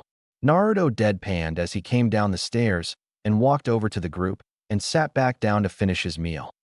Kakashi somehow teleported to the nearest corner with his back to the others and a storm cloud over his head. He used to admire me. Where did that lovable kid who wanted to do everything like me go? Kakashi asked as anime tears could be seen falling into a puddle. Naruto and the others' sweat dropped before he said, he ran away screaming when you showed him those books of yours. The miniature storm cloud got even bigger and Kakashi said, I was only trying to show you the greatness that was your godfather's work. Naruto snorted as he took a bite from his meal and said, that's not greatness. That's a sad man's attempt at showing the world his perverted fantasies and a release to all men for their frustrations at never being able to have their bedroom fantasies come true. Everyone else's sweat drops grew bigger before Kakashi was suddenly beside Naruto and screaming in his ear, sacrilege. You take that back, you heathen. Right before the back of Naruto's fist implanted in his face, causing him to slump to the floor with a pained grunt of, ow. Naruto looked down at his father's student while he dug his pinky into the ear that the silver-haired man had shouted into and said, face it, Uncle Kakashi, the only good book that he wrote was the first one. You know, the one with the main character that I'm named after, and probably the only book that doesn't have more smut than actual plot that he'll probably ever write. Kakashi's hand shakily rose from his face-down position as he said, I reject your reality and substitute it with my own. Naruto snorted and said, whatever you say, Uncle Kakashi, before taking one last bite and stood up again to place the plate in the sink. Walking back around the table, he said, I'll have a clone waiting for you outside Tazuna. Sai, if you're not at the bridge in 10 minutes, I'm throwing your butt into the ocean along with a few kunai attached to some exploding notes. Right after he said that, Naruto disappeared, and it was only the sound of a clone coming into existence immediately after that informed them that Naruto was telling the truth. Tazuna shook his head and said, that kid is really something else. Taking one last sip of his coffee, he stood up and said, come on, kid, we better get going. Sai simply nodded and stood up as well before the two walked out of the house together accompanied by Naruto's clone. Scene change. Tazuna's bridge. Naruto reappeared to see what was to him a rather amusing sight. Most of Naruto's clones who were on guard duty the night before were standing in a line across the entrance of the bridge with Tazuna's workers behind them watching anxiously and a group of thugs in front of them. The supposed spokesperson and leader of the thugs looked as red in the face as a boiled lobster, while most of the clones had grins on their faces. The clone directly opposite of the leader was brushing his nails over his shirt and looking for dirt. The leader of the thug glared at the clone as he did this and said, now you listen here, you brat. I don't care if the original you is here or not. Now step aside and let us through. And why would he do that when it's his job to keep people who are obviously not here to work on the bridge off of it? Naruto asked as he disappeared and then reappeared in front of his clones, surprising the man. The man and the other thugs quickly got over their shock, and he said, "Are you the original?" Naruto looked at him like he was stupid and said, "No, I'm a water clone sent to shift the shadow clone guard, you moron." The bridge workers all laughed at this since Naruto had explained to them the differences between the clones he used and the other types of clones that ninjas often used. The thug's face reddened even more if that was possible, and he took a step as he said, "You will let us pass right now, or else dash." He was unable to get any further as Naruto's fist made residence in his stomach as Naruto glared up at the man as he folded over the fist before taking a quick step back and kicking the man in his jaw so hard that he went flying before crashing into the trunk of a nearby tree, causing large cracks to form from the impact. The builders gave a cheer as the thugs looked on in shock. Naruto turned his glare onto the other thugs who instantly took a step back, unleashing a bit of killing intent to further unnerve them. He pointed to the fallen man and said, "Get him out of here and don't come back." The men quickly nodded before one of them rushed over to their leader and dragged him away as the others broke out into a run. Sighing as he watched the men flee, Naruto dispelled the clones before making a fresh batch to help the workers. As he did, he spotted Tazuna and Sai with his clone walking down the path from his house. As Tazuna walked up and noticed the damaged tree, he said, "What happened here?" Naruto shrugged and said nothing much, "Just showed some thugs why you don't want to mess with a jounin." Tazuna studied the blonde for another moment before shrugging and went over to his workers who were talking excitedly about how Naruto had handled the situation. Naruto then noticed Sai staring at him intently and said, "What?" Sai cocked his head as he gave a false smile and said, "I'm just contemplating how I don't think I would want to fight you, Naruto-san." Naruto frowned at the formality and said, "Just call me Naruto, Sai. And why would you have to fight me?" Sai made a motion of his shoulders that might have been intended to be a shrug and said, "You never know," before walking down to the water and stepped onto it, trying to get the hang of moving around on the liquid surface. Naruto and the clone traded looks before simultaneously rolling their eyes and heading to their respective charges for the day. 6. Battle on the bridge. The rest of the week passed quickly and quietly. Sai had mastered combat water walking to a point that he could spar with Naruto for about 30 minutes by the end of the week. Sakura had joined them 2 days after the day Naruto beat up the thug leader when Kakashi judged her ready to learn the next exercise and be able to do it for more than 10 minutes at a time. She took to it just as fast as she did tree climbing, but had to near constantly walk around the surface of the water to get her chakra reserves even higher. Sasuke had joined them a day before Sakura, but was still the slowest at learning it, taking him until the end of the very last day to get up to combat level, making the emo even more broody than normal and giving Naruto headaches every time he demanded to be taught a jutsu or something instead. Now it was the night before they were expecting Zabuza to show up. Following Kakashi's advice, Tazuna had already told the workers to not show up the next day, and the genin were showing signs of nervousness and anxiety. Well, Sakura and Sasuke were. Sai looked as cool as he always did, but Naruto blamed that on the route training he had been given. After dinner, Naruto had taken Inari outside, and the two were now sitting on a dock looking out across the water. As the two stared at the reflection of the moon with their knees to their chests, Naruto glanced over at Inari and reached into his kunai pouch. Handing the throwing knife to the kid who looked at him in curiosity, he said, "Here, use this if things get rough tomorrow. I'll leave some clones that should handle anyone who gets close, but it's always better to have a backup plan. Make sure you keep that on you at all times, all right?" Inari nodded and accepted the blade, staring at it for a minute before putting the blade in his pocket. As he stared out at the water again, he said, "Thanks, Naruto." Naruto rose an eyebrow and said, "For what, Inari?" Inari looked back at Naruto and said, "You were right. I've been nothing but a big baby ever since I lost Dad. But now I plan on changing that." Naruto smiled and ruffled the younger boy's hair and said, "I'm sure you will, Inari." Scene change. Next day, Tazuna's bridge. As the Leaf Nin along with Tazuna came upon the bridge, they saw mist that was thicker than usual clinging to it, blocking their view of the end of the bridge. Naruto had already informed Kakashi that Zabuza had been in the area, and the older Nin had ordered Naruto to dispel the clones so that way they could draw Zabuza out. "Looks like the party's about ready to start." Naruto said, earning a nod from Kakashi. Turning to his students, he said, "Don't leave Tazuna's side." Getting nods from the genin, the group began walking through the mist. Once they were halfway down the bridge, Naruto held up a hand stopping everyone and called out in a sing-song voice, "Oh, Zabuza, where are you? Come out. Come out wherever you are." As everyone besides Kakashi, who simply rose an eyebrow, stared at him, a dark chuckling echoed around the area before the mist died down a little, revealing two figures in the mist.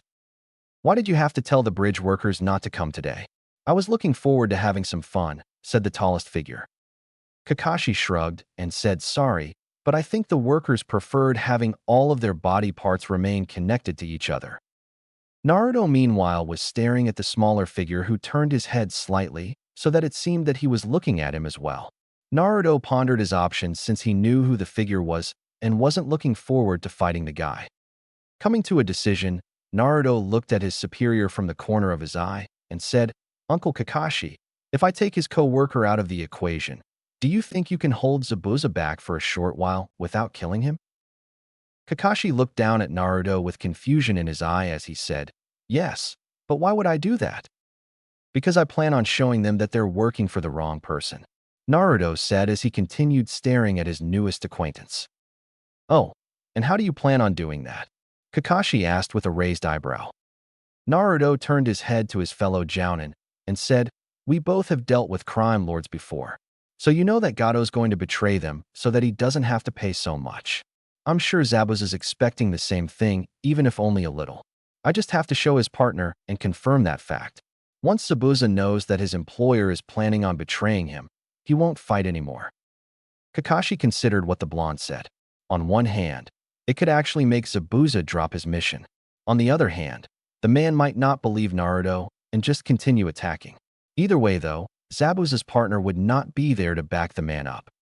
Sighing, Kakashi nodded to Naruto, who closed his eyes and concentrated as he began opening the water gates to the dam that held back his chakra.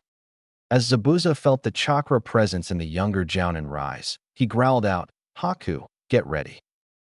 "Yes, Zabuza-sama."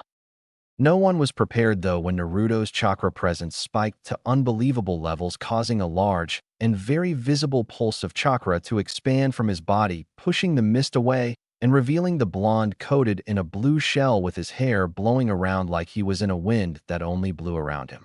As everyone stared at him, an even larger pulse shot out from his body that headed inland. Locating a large group of chakra presences that were nowhere near the level of a ninja that wasn't located near the village, Naruto opened his eyes and said, "I think I found the bastard. There's a large group headed this way."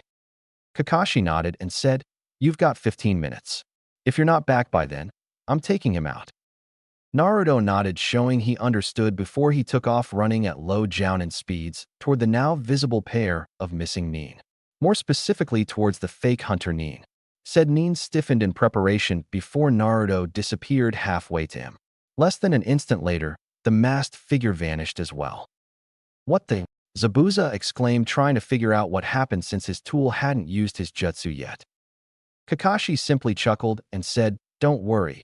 Naruto is simply taking him somewhere private so that we can have a rematch without interference from either side this time." Zabuza humphed at this and said, "It doesn't matter. I had planned on Haku fighting him anyway." "Well then, shall we get started?" Kakashi asked as he rose his headband, revealing his Sharingan eye. "Let's," Zabuza said as mist began building again. As the mist closed in, everyone heard Zabuza's disembodied voice sing, "This time will be much different, Kakashi." Scene change, Tazuna's house. The two clones stationed at the bridge builder's house felt the pulse shoot out from the original, and both saw two figures heading their ways with swords strapped to their waists in the range that the sonar was usually used at. Frowning, one of the clones began walking toward the forest where the two swordsmen were and said, "I'll handle this." He was stopped by the other clone grabbing his shoulder.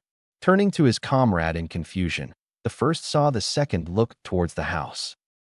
"Let's see how he handles this. We can step in before it gets out of hand." The first clone considered for a moment before nodding. The two clones then went around the house to wait. 10 minutes later, Inari was helping his mother in the kitchen when they heard the sound of wood being sliced apart. Both of their eyes widened when the two swordsmen stepped into the kitchen. Those are the men who killed Dad, Inari thought as a similar thought ran through Tsunami's head. "Huh, looky here, aren't you a cute one?" One of the swordsmen, who was bald, said. "Huh, I didn't know the old man had a grandson. Oh well, just one more thing I can cut up." The other one, who was wearing a cap over his silver hair, said, looking at Inari. Inari swallowed before he remembered what Naruto had told him that night at the table. Stepping in front of his mother, he pulled out the kunai Naruto had given to him and held it in a reverse grip like the blonde had told him, drawing raised eyebrows from the two swordsmen. "I'm not going to let you hurt my mom. You took my dad. I'm not letting you take her," Inari said with a lot more confidence than he felt. "Yeah, look at this kid. He actually thinks he can stop us. Let's show him how wrong he is," the bald man said as both took a step forward and began to draw their blades. Their hands had only reached their hilts, though, when both felt cool metal against their throats. Inari and Tsunami's eyes widened when the two clones seemed to appear out of thin air behind the swordsmen with their kunai already out in revered grips and in position. "Maybe he is not ready yet," the first clone started. "But he is on the right track." The second finished before looking at Inari and nodded. Inari returned the nod as he sighed in relief before the first clone said, "So you're the guys who killed Inari's father, huh? Normally we would just kill you and be done with it, but I think it would be better to let the villagers give you a trial and let them serve justice." Both swordsmen then fell unconscious due to the clones slamming the rings of their kunai against their foreheads faster than anyone could see. As the first clone began tying the two up, the second walked over to Inari and ruffled the kid's hair as he said, "Good job, Inari." "Thanks, Naruto," Inari said before looking down and said, "But I was so scared. I really thought they were going to kill me before you appeared." The clone smiled and said, "It's all right to be scared, Inari. All humans are at one time or another. But like pain, it's what you do when you experience it that makes a difference. Bravery isn't the absence of fear. It is when you overcome it. And today you took your first step in doing so. Now come on. We have to get these two to the proper authorities, and we don't want to leave you or your mom alone." Inari nodded as the first clone picked up the swordsman in fireman lifts and followed the others as they led the way to the village. Scene change. Gato's dock 30 seconds after second pulse. Haku suddenly reappeared, stumbling in front of a dock that held a large boat that belonged to Gato. He shook his head from the disorienting effects of being grabbed, and then rushed to another place so far away in almost as little time as the blink of an eye before the boy noticed where he was. Looking around at the dock, he thought, "What am I doing here? Better yet, where's Naruto?" He was brought out of his thoughts when he heard the sound of a lot of people moving on the path through the forest, making no attempt whatsoever to hide their passing. Turning around to look, he saw a bunch of people walking down the path with Gato at its head. The man sneered and said, "What are you doing here, brat? I would have thought you would have been with that Wasabusa. Oh well, this just makes things easier. Might as well start with him, boys." The crowd gave a cheer as they started advancing. Haku frowned behind his mask and said, "What is the meaning of this?" Gato laughed and said, "Isn't it obvious? I never planned on paying your baby of a master. It's much cheaper to hire these thugs to take you out once the job is done. Still, like I said, since you're here, we might as well get started. Consider this payback for breaking my arm, you brat." Haku stiffened and was about to reach for his Senbon needles when he heard a disembodied voice say, "Yeah, I don't think so," causing everyone to stiffen. A second later, all of the thugs suddenly all fell to the ground, as one as if some grand puppet master had got tired of using all of them. Gato's eyes widened as he saw that each thug had a hole in the back of their head with blood slowly seeping out. Haku himself was sweating nervously behind his mask as he thought, "That could have been me and Zabuza-sama."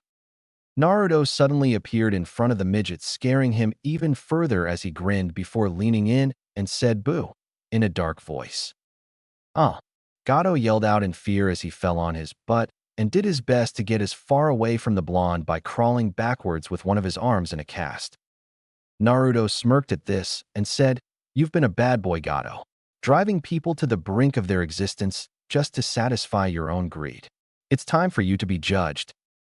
"No, please. I'll give you whatever you want." Money, women, land, whatever you want. Gato said in fear as he continued to crawl away from the blonde who had begun taking small steps toward the crime lord while Haku merely stood watching. Whatever I want. Naruto mused before saying, all right, I'll let you live if you give me one thing. Gato's eyes showed his relief as he said, of course, whatever you want. Naruto's eyes hardened, and he said, I want you to bring back Inari's father and everyone else you killed. Gato's eyes widened even further than before. Just as he began stuttering a response to the demand, Naruto disappeared and Gato's head separated from his neck as Naruto reappeared behind the body with it in one hand and a kunai with wind swirling around in his other. Naruto spat at the body and said, he got off easy in my opinion. Don't you think so, Haku? Haku jerked and said you knew? Naruto nodded and said, since I spotted you leaving Gato's base that day. Come on, let's go tell Zabuza that his contract is over. Haku nodded and Naruto disappeared. An instant later, Haku vanished without a trace, as well leaving only the dead bodies with blood pooling around them to give evidence of what happened. Scene change. Tazuna's bridge. Kakashi was staring at Zabuza, who was staring back at Kakashi as he was held in place by Kakashi's ninja dog summons. A short distance away, Tazuna and the Genin were looking on, wondering why Kakashi wasn't finishing the job. Why don't you just finish the job, Kakashi? I wouldn't have expected a man like you to be so hesitant to kill your opponent. Kakashi shrugged and said, just waiting for Naruto and your partner to get back. Zabuza's eyes narrowed as he said, what do you mean? Kakashi was saved from having to answer when everyone heard a voice say, dang Uncle Kakashi, when I said hold Zabuza up for a little bit, I didn't mean literally.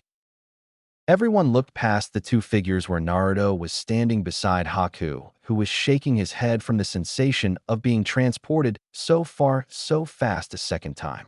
Everyone's eyes were then drawn to the head in his hand as it dripped some blood onto the bridge.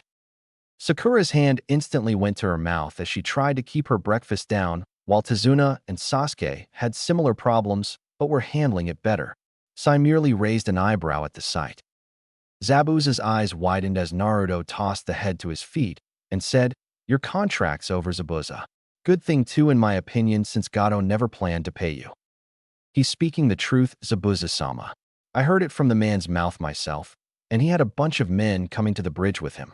He said he was going to betray us once the deed was done. Haku said as he took off his mask. I see, Zabuza said as he sighed, and then looked Kakashi in the eye and said, can you please get these damn mutts off of me? Scene change. Village center. That night, the whole village was in the village center celebrating their freedom. As some of the villagers sorted through everything Naruto and his clones had retrieved from Gato's base, the others were having a feast and dancing. Zabuza and Haku looked down from the roof of one of the stores. On either side were Kakashi and Naruto. So what now, Zabuza? Kakashi asked as he saw his students in the crowd. Sakura was fully enjoying the atmosphere while Sasuke watched the activities dispassionately, while Sai was off to one side drawing. Not sure. I guess it's back to the road for me, Zabuza said. You could always join the Leaf. We could put in a good word with the Hokage, Naruto said as he watched the people below him. Zabuza shook his head and said he wouldn't allow it. Not if he doesn't want trouble from the Hidden Mist village for harboring one of their missing nin. No, I'm afraid that life on the run is the only one I have in store for me now, although I think I may hang around here for a while. Naruto frowned before Zabuza caught his attention as he said, Kakashi, will you do something for me? Kakashi glanced over at the man and said, what is it? I want you to take Haku back to the Leaf with you. He's not an actual missing nin, so your Hokage should be able to let him in. Haku's eyes widened, and he said, Zabuza-sama? Zabuza turned to the boy he secretly thought of as a son and said, listen to me, Haku. I don't want life on the run to be the only thing that defines your life. It'll be better for you if you had a place you can call home and not have to constantly worry about Hunter nin. But Haku started before Zabuza held up a hand and said, but nothing, kid. You've served me well. But now it's time for you to find your own dream. Haku began to tear up before Naruto put a hand on his shoulder, causing him to look at him as he said, I'll make sure he's taken care of. Zabuza nodded and said, thanks, brat. Scene change, 3 days later. It didn't take long for the bridge to be completed now that all of the villagers could help without needing to fear for them and their family's safety. Once it was time for the Leaf Nin and Haku to head home. As the small group stood at the foot of the bridge with the village in front of them, Tazuna stepped forward and said, "Thank you for everything you've done for us." "It was our pleasure," Kakashi said as he shook the hand the bridge builder offered him. Zabuza then stepped forward and placed his hand on Haku's shoulder and said, "Grow strong, Haku." Haku nodded and said, "I will, Zabuza-sama." Naruto noticed Inari crying and stepped over to the boy and ruffled his hair. "I promised myself I wouldn't cry ever again," Inari said as he looked down. Naruto smiled and said, "It's all right to cry, Inari.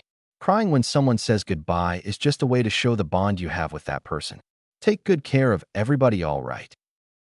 Inari nodded and Naruto rejoined his group as the rest said their goodbyes before turning around and began walking across the bridge. One of the villagers looked thoughtful and said, "By the way, what are we going to call the bridge?" Tazuna rubbed his chin in thought and said, "How about the Bridge of New Beginnings?" "Sounds good to me," Inari said, drawing agreement from the others. 7. Getting a partner. Forest treetops en route to the Hidden Leaf Village. Naruto shot through the trees beside Kakashi with Team 7 behind them. On Naruto's other side, Haku looked like he was on autopilot as he silently jumped from branch to branch. As the air whistled from the shinobi's passage, Naruto considered how he was going to watch over Haku when he joined the leaf ranks like he promised Zabuza. The old man he wouldn't have a problem with. It was the council that Naruto was worried about. Knowing the civilian side and some of the shinobi members, they would most likely try to force Haku to form his own clan, and there was no way Naruto was going to let them push Haku around just so that they could get a bunch of ice-wielding shinobi in the future. He'd rather tell the entire Hidden Stone village about his heritage than let a friend of his be manipulated like that. Naruto's face hardened into determination as he decided on what he would do. The civilians wanted a clan? Well, they would get one. A clan that was known to be as fierce as the whirlpools they lived near. It was time for Naruto to remind the council of the alliance the village had made with his mother's homeland. Kakashi noticed Naruto's expression change out of the corner of his eye. Turning his head to the blonde, he said, "What is it, Naruto?" Naruto waited until he had shot off the next tree branch before saying, "You know they're going to try and force Haku to make a clan, right?" Haku jerked out of his thoughts at this while Kakashi nodded and said, "Yes, but I doubt Lord Hokage-sama will allow that." "Yeah, well, I'm not going to take any chances. I gave Zabuza my word that I would take care of Haku, and I plan on keeping that promise," Naruto said. Haku smiled and thought, "Thank you, Naruto. I only hope I can stand by you when your time of need comes." Kakashi frowned and said, "What are you planning, Naruto?" Naruto's eyes gained a mischievous look as he grinned like the fox demon he contained as he said, "If the council tries anything, they will experience firsthand what made my clan so formidable." Sasuke and Sakura perked up in interest when they heard that Naruto actually came from a clan. "Naruto actually has a clan? But I thought he was an orphan," Sakura thought. "The dead last has a clan? Humph, no matter. It couldn't have been much of a clan if I've never heard of it," Sasuke thought with a frown. Kakashi frowned and said, "Be careful, Naruto. The council can make things incredibly difficult for you if you anger them." Naruto scoffed and said, "Like they haven't already tried to make my life a living hell as often as possible? Let them try. I'll send them on such a loop they'll be trying to make sense of things for a week afterwards, and I'm not talking about using my bloodline either. You reveal your status, and they might force you into the CRA," Kakashi warned. Naruto snorted and said, "Let them try. Everyone seems to forget that little law is completely voluntary. Not even the Hokage could force someone into it, even if he wanted to." Sasuke's eyes widened at this information since everyone had told him that he would be obligated to have more than one wife since he was the last loyal Uchiha. Hence a number of the more rabid fangirls trying to gang rape him every now and then so that he would have to marry all of them. Naruto smirked as he saw Sasuke's expression with his sonar technique that he had activated for just that purpose. Looking over his shoulder, he said, "So Uchiha, are you planning on being told to use the CRA?" Probably be the only way the council could get little Uchihas, since you seem to want everyone to think you're gay. Oh boy. Kakashi thought as Sasuke saw red and launched himself with a war cry at A. In his opinion, way too annoying blonde to let live, who was maniacally laughing as he easily avoided the enraged Uchiha and kept bouncing from tree branch to tree branch, avoiding the kunai, shuriken, and even occasional fireball sent his way. Sakura was blushing both from embarrassment at one thing that Naruto had implied and anger at another as she shouted out to the two boys who were constantly moving ahead of the group. "Get him, Sasuke-kun. Make him suffer." Kakashi sighed and thought to himself, "I thought I asked him not to antagonize them." Haku's sweat dropped and thought, how can someone be so mature 1 minute and then act like that in the next?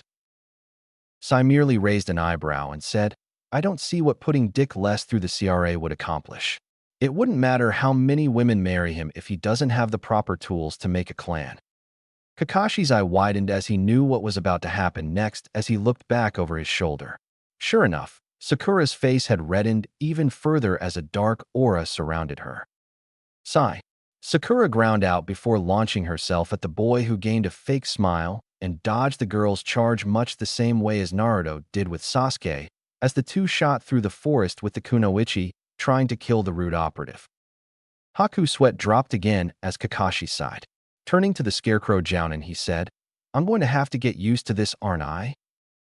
"I'm afraid so. At least Naruto isn't a part of Team 7, so it shouldn't happen too often," Kakashi said as a particularly large fireball was seen exploding up ahead, followed by Naruto's laughter as he shouted, "Hey Sasuke, I think I felt a breeze that time," followed by Sasuke's roar of anger. Kakashi sighed again before saying, "Come on, we better catch up to them." "I'm not sure I actually want to," Haku said before the two increased their pace to be right behind the two pairs of attempted murderers and their tormentors. Scene change, Hidden Leaf Village main gate. It was just another boring day for Kotetsu and Izumo as they were once again assigned gate duty. That is until Naruto and Sai landed side by side and turned around just as a panting Sasuke and Sakura landed behind them. "You two enjoy your exercise?" Naruto asked with a raised eyebrow as Kakashi and Haku landed behind the exhausted pair of genin. "I'm going to kill you dead last." Slowly, painfully, Sasuke growled out, too exhausted to attack the blonde anymore. "You know, flat chest, I'm surprised you can actually be a ninja. I would have thought that an abnormal forehead such as yours would make getting to places quite a task. And Dickless seems to be missing more than just his tool. He had no stamina whatsoever. How he will survive in bed is beyond me. Sai, when I get through with you, not even the tracking teams will be able to find you. There won't be anything left." Sakura growled out, also too tired to actually follow with her threat. Kakashi stepped forward and put a hand on each of the exhausted genin's shoulders and said, Now, let's not fight now that we're home." Haku merely shook his head and thought, "What have I gotten myself into?" Naruto simply smirked before turning back around and walked over to the gate booth and signed the team in as he said, "Team 7 and Jounin Naruto Uzumaki returning from mission to wave with possible new recruit Haku Momochi." Haku's head turned so fast Kakashi actually heard it crack a little as he stared at the blonde in surprise. "Zabuza asked that you take his name when you joined us," Kakashi said as Haku switched his attention to the scarecrow standing next to him. As Haku was trying to work out what he was feeling from that revelation, Naruto was enjoying a nice conversation with the eternal Chunin, as the two were often called. "What did you say to make the kids so mad?" Kotetsu asked as he glanced at the still panting Uchiha, who was currently trying to burn a hole into Naruto's back with his glare. Naruto smirked and said, "Not much really. Just said that the council forcing him to take part in the CRA was the only way they would get more Uchihas, since he seems determined to make everyone think he was gay." The two guardsmen chuckled and Izumo said, "And their other teammate?" Naruto shrugged and said, "Well, I was already ahead of them when he got Haruno mad as well, but I think it was along the lines that no amount of women could make Uchiha's clan come back since he doesn't have the necessary tools." Then he just started insulting the both of them when the two caught up. The two chuckled again as they shook their heads, and Izumo said, "Yep, that sounds like something Sai would say, all right." Naruto chuckled as well, and said, "Yeah, I get the feeling that he doesn't really respect those two." That's putting it lightly. Sai seems to feel that if he doesn't insult those two at least 5 times a day each, then he has failed some personal mission of his. Kakashi said as he and Haku joined the three. Naruto smirked and said, "Sounds like a guy I wouldn't mind working with every now and then." Kakashi rose an eyebrow and said, "Even if he started insulting you?" Naruto's smirk turned into a good-natured smile, and he said, "Uncle Kakashi, in my line of work, you have to learn how to honorably take as much as you give, and I've given a lot." Kakashi and the two Chunin chuckled, and Izumo said, "That's certainly true. I still remember that one time you gave all of the Nara's dear red, glowing noses and placed blow-up Santa Clauses all over their clan grounds 3 years ago." Haku stared at Naruto as the blonde chuckled and said, "Yeah, that was fun. Well, we better get going. I'm sure the old man knows we're back already and probably wants our report as soon as possible." Kakashi nodded and turned back to his genin, where Sai was taking advantage of the other two's exhausted states by being more insulting than usual. "Okay, you three. Naruto and I are going to go report to the Hokage, so you three have the rest of the day off. You guys also have the next few days off since you completed a C-rank mission. Be at our training ground in 3 days for more missions."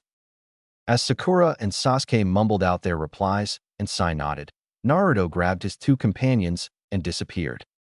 Scene change, Hokage's office. Sarutobi looked up from the scroll he was reading at his desk as he sensed Naruto's chakra in the room the instant he appeared in his office, with Haku and Kakashi shaking their heads, trying to shake loose the cobwebs. "Ugh, I hate it when you do that," Kakashi said as he gathered his bearings. "Agreed," Haku said. Sarutobi rose an eyebrow and said, "Nice to have you back, you two. Now, as much as I'm interested in who this young man is, SOP demands that I hear out your report first, so could you please tell me how your mission went?" The two Jounin nodded, and Kakashi began giving their report, with Naruto interjecting here and there where he was more involved. Once the report was finished, Sarutobi sighed and placed his arms on his desk and leaned forward to study Haku, who did his best not to fidget as he became nervous from the man's stare. "So Zabuza asked you to bring his apprentice into our ranks?" The two nodded, and Sarutobi sighed again and said, "If this was almost anyone else we were talking about, I wouldn't have a problem with it, but considering that man's history dash."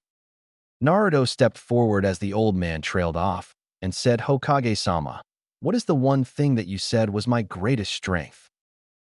Sarutobi could tell how serious Naruto was about this, seeing as he had used his formal title, and as he focused on the blonde, decided to be straight to the point as well, and said, "Your ability to judge people." He sighed again before continuing, "Very well, Naruto. I'll accept Haku into our ranks, but you will be held responsible for him. Am I understood?" Naruto nodded and said, "Crystal, sir." Sarutobi nodded as well and focused back on Haku and said, "Now then, Haku, if you're going to be joining the ranks of my ninja, I need to know just what exactly you can do." Haku nodded and said, "I have a bloodline that allows me to naturally mix wind and water nature chakra into ice nature chakra. I know various D to be ranked water jutsu, although I primarily use ice jutsu. My strongest jutsu is one that surrounds my opponents with a dome of ice mirrors that I can travel through at speeds that are the faster than most high-level jounin. I am highly accurate with Senbon Needle and have a vast knowledge of medical first aid and how to use herbs effectively in making medicine." "I see. Well, it's nice knowing that I'll have another shinobi who can help out in the field if his comrades are injured, but you having a bloodline may prove to be a bit of a problem in the near future," Sarutobi said as he felt a headache coming. "You mean the council most likely trying to make me form a clan?" Haku said. Sarutobi nodded, knowing that Naruto was most likely the one to let the boy know.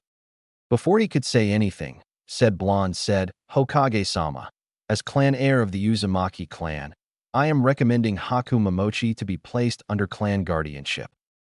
Sarutobi's eyes snapped over to the blonde in surprise as he said, "Naruto, we've discussed what announcing your status would cause." Naruto nodded and said, "I know that it will only give me more grief from the council, old man. But I am not going to let them turn Haku into breeding stock. Even the Uchiha doesn't deserve that fate. And if they try to throw that CRA on me when I tell them, then I'll just shove it right up their butts. I've taken a lot from those guys, but this is one thing I will fight for. Everyone heard the determination in Naruto's voice, and Sarutobi saw a fire in the blonde's eyes that he hadn't seen since he had told Naruto about his parents that night 7 years ago. Sarutobi grinned. If the council tried anything, Naruto would give them such a headache they wouldn't be able to look at anything shinobi-related for a month. Very well, Naruto. As of this moment, Haku Momochi is currently under the protection of the Uzumaki clan. All decisions that affect him must be brought to you before any measures are taken. As such, it falls upon you to make sure his needs are taken care of. I will also be making him your partner on missions. Do you find this acceptable? Naruto nodded and said, I do. Sarutobi nodded as well and said, very well then. Bringing his focus to Kakashi, he said, I'm afraid that this will have to be a private conversation from now on, Kakashi. You're dismissed. Kakashi nodded and turned to walk out of the door.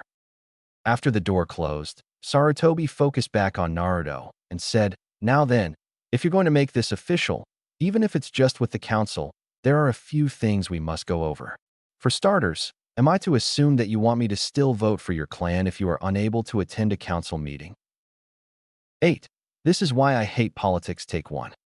Naruto closed the door to the Hokage's office as Haku massaged his temples. Are all things related to politics like that? Haku asked as the two began walking out. Nah, some are worse.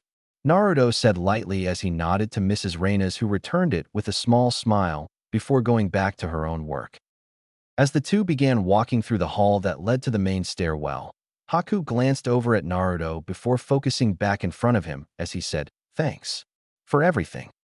Naruto smiled and said, don't mention it, Haku.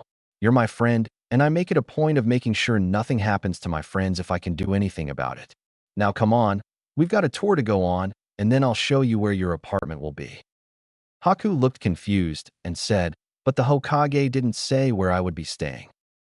Naruto grinned and said, because he didn't have to. And I quote, it falls upon you to make sure his needs are taken care of. That includes where you'll be living. Luckily, the apartment that's next door to mine is empty. I'm sure Mr. Rodriguez won't mind you moving in. He and the rest of my neighbors are fairly agreeable people. Haku nodded and said, I'm glad. Some of the people Zabuza-sama and I had to room with over the years weren't the best of neighbors at times. Naruto chuckled and said, I bet. But I'm pretty certain that as long as you aren't shaking the building with any loud music, these neighbors will be a lot more friendly with you. Haku smiled and said, I'm sure they will be too. So where are we going first? Naruto smiled and said, well, I don't know about you, but I'm hungry, so I was thinking of showing you my favorite restaurant first. Haku nodded and said, sounds good. Scene change, the next day.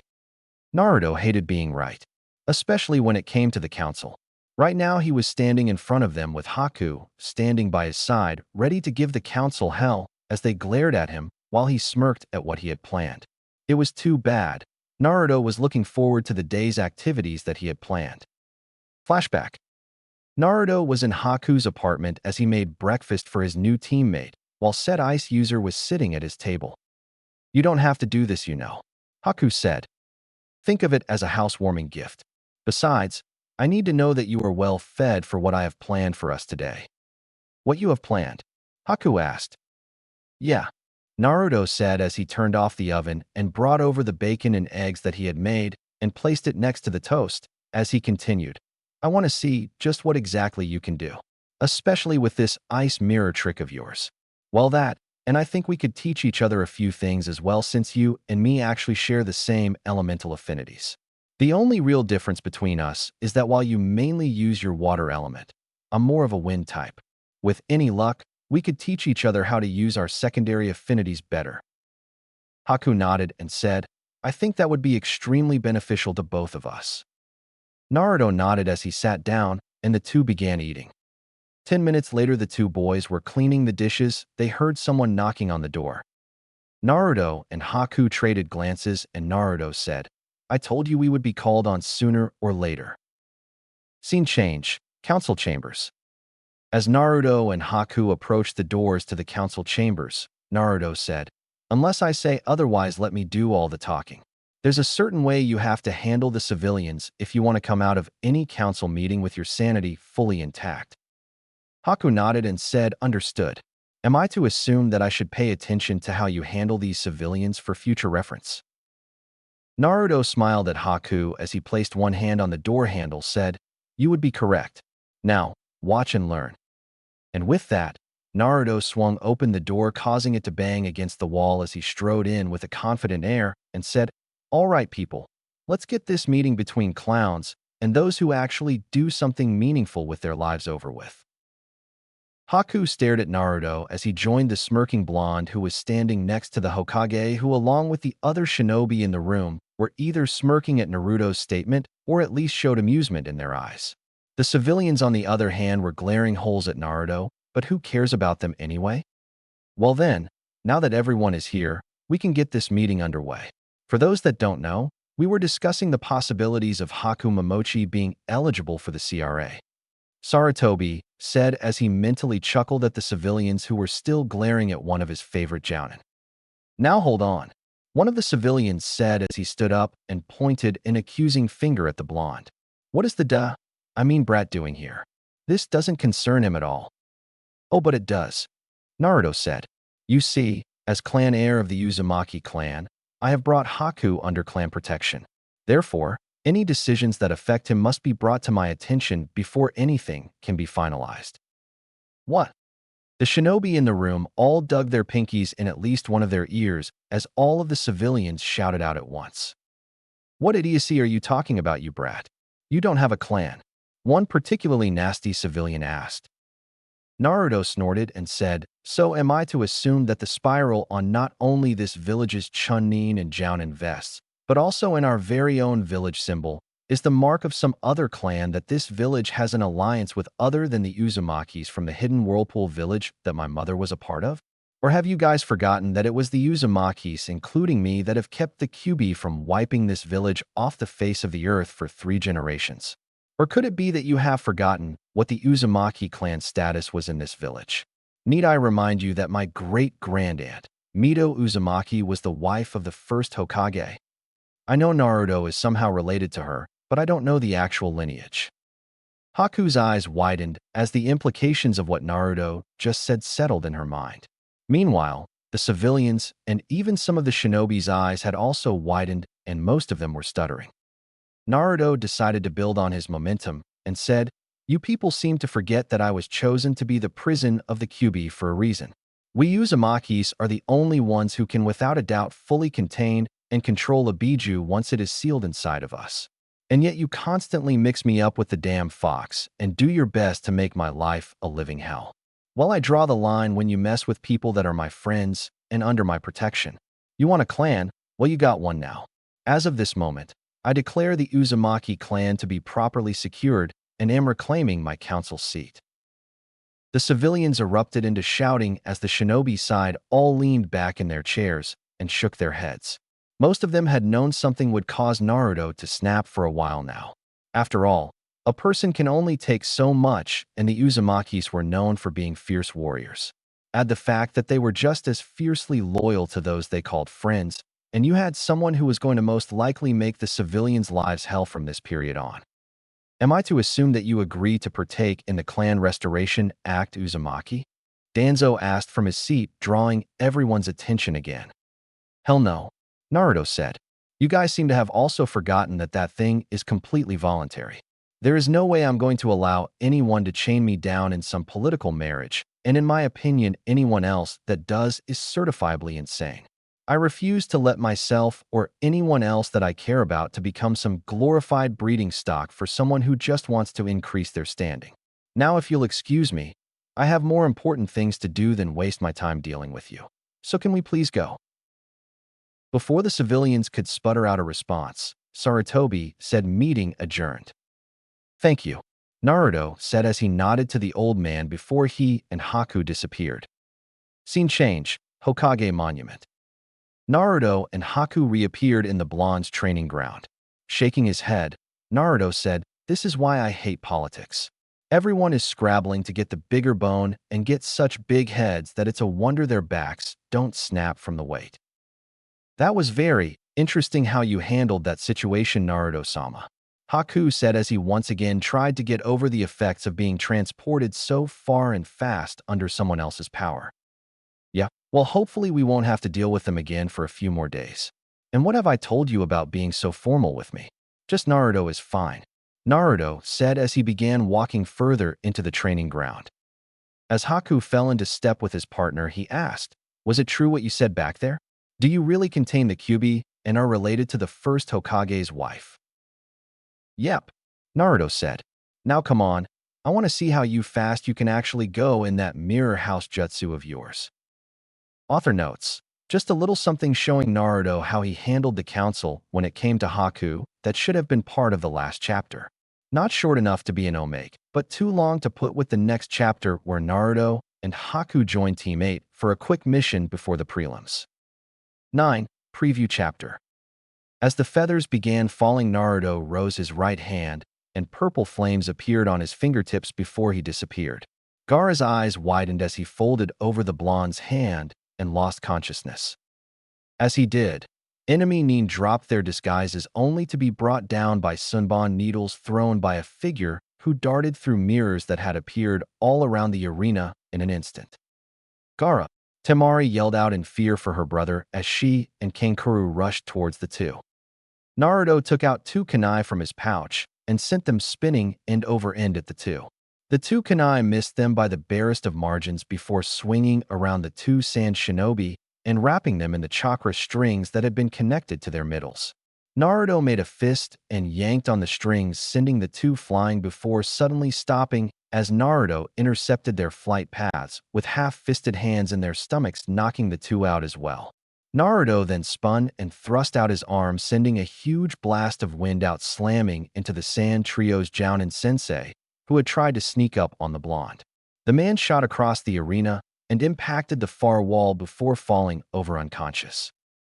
Naruto turned his head to Sasuke, who had stood frozen during all this, and said, "Oi, Uchiha, get your act together and go meet up with Uncle Kakashi." Sasuke shook his head before jumping up into the arena seating to find his Jounin Sensei. Scene change, village wall. 3 large clouds of smoke suddenly appeared in the forest outside of the forest as war cries sounded. The clone that faced the left and right snakes both took out a vial that contained blood and poured the contents onto their palms before taking out a pill and popping it into their mouths. The two then jumped off the wall while they ran through hand signs.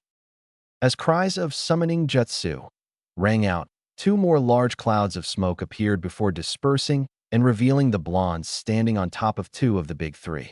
As the 2 clones looked across the distance to each other, they pulled out kunai and held them in a reverse grip and nodded to each other before disappearing into the forest. Scene change, roof over Kage's seating box. Orochimaru and Sarutobi were staring each other down as they were surrounded by a purple box barrier. Coo. Oh, how I've waited for this day. Soon you'll be dead, Sensei, and the Leaf Village shall burn. Sarutobi smirked and said, "There's just one problem with that plan of yours, Orochimaru." Orochimaru cocked his head and gained a creepy smile as he said, "Oh, and what's that, Sensei?" Sarutobi's smirk turned evil as he said, "I'm not your sensei," before being covered in smoke, revealing Naruto. "What?" Orochimaru shouted out. "But if you're here, then where is he?" Naruto smirked as he took off his coat, revealing a sleeveless shirt, and said, "Right where he needs to be, leading his people." You see, Orochimaru, the Hokage decided that his time would be better spent elsewhere, so he had me take his place. You should feel honored. You'll be the first person see me earn my name of the Flash Fire. Right after Naruto finished speaking, the sound of fingers snapping sounded as Naruto shot his right arm to the side, and it became coated in fire. Orochimaru's eyes narrowed dangerously before his sick smile returned, and he said, "You are 30 years too young to be trying to go against me, you brat. Still, you should provide some entertainment, I suppose. I was planning on having Kabuto summon her when he fought you, but I think I prefer summoning her alongside the others." Naruto's eyes narrowed, and he said, "What nonsense are you talking about, you snake?" Orochimaru's grin became even sicker as he ran through hand signs and called out, "Forbidden art! Impure world resurrection!" Naruto's eyebrow rose as four caskets rose from a black portal. The caskets' lids then opened, revealing their contents, and Naruto's eyes widened before narrowing as he growled out, "You bastard." 10. Showing Team 8 the ropes. Author's notes. I realized I never gave Haku a rank. For right now, he should be considered a high-level Chunin since he hasn't been tested for Jounin status yet. The week following Naruto's declaration of his claiming clan heir status had gone by rather quickly for him and his partner. After Naruto had run Haku to the ground in a fight that was no holds barred on Haku's part, figuring out just what the boy could do, he decided that if they were going to be teammates, then he had to get the ice user's speed closer to what his was. Naruto's plan for that had two main parts to it. The first was to have him use gravity weights to increase his general speed over time. The second part was for him to become able to use his mirrors for a lot longer and modify it to cover longer distances than just the dome that the original jutsu made. Only problem was that the jutsu took up a ton of Haku's chakra reserves. To solve that problem, Naruto had Haku use his jutsu as often as possible and also decided to teach Haku the Shadow Clone Jutsu. While Haku could only make one clone and still be able to do anything, it would still help him increase his reserves. It also allowed Naruto to teach Haku more than one thing at a time, or vice versa, when it came to Haku, teaching him how to use water nature chakra. By the end of the week, both boys now had a C-rank jutsu for their secondary affinities, and Haku was able to go both longer and farther in his mirrors. Now the two were testing just how fast and long Haku could travel through the mirrors by doing laps around the top of the mountain. As they were coming up on their training site, Naruto spotted an Umbu standing next to the three logs. As Haku appeared in a mirror and jumped out, he said, "Umbu in the training ground. Let's see what he needs." Haku nodded, and the two shifted their course to land in front of the Umbu. Once they landed, the Umbu spoke short and to the point. "Uzumaki-san, the Hokage wishes to speak to you and your partner." As soon as Naruto nodded, the Umbu disappeared in a sunshine. Naruto glanced over at Haku, who simply sighed before the blonde disappeared, with Haku vanishing as well an instant later. Scene change, Hokage's office. Sarutobi looked up from the book he had been reading while his shadow clone worked on paperwork as he sensed the two boys appearing in his office. Haku shook his head as he usually did, but didn't say anything since Naruto had told him that he was going to have to get used to those speeds if they were going to be partners. He was getting better at it, but it still disoriented him a little. "You wanted to see us, old man?" Naruto asked, ignoring the double at the desk with ease that came from working with clones for so long. The original Hokage nodded and said, "I did," before closing his book after putting a bookmark in, and stood up from his couch to walk over to the desk, where the clone handed him a scroll. Walking back to Naruto and handing him the scroll, he said, "I just assigned Team 8 their first C rank. It's just a standard bandit raid for a village 2 days out, but due to what happened on Team 7's mission, I've decided that whenever possible, I should have someone of at least Chunin rank to accompany rookie Genin teams when they go on C-rank missions. I believe that the speed you two possess should be enough to prevent anything untold from happening during their raid. Team 8 will be expecting you at the gate in 30 minutes. Naruto nodded as he opened the scroll and read through the contents briefly before rolling it back up and said, "Understood, we'll be there." Scene change, village main gate. Team 8 was leaning against the gate as they waited for the two-man team that would be accompanying them.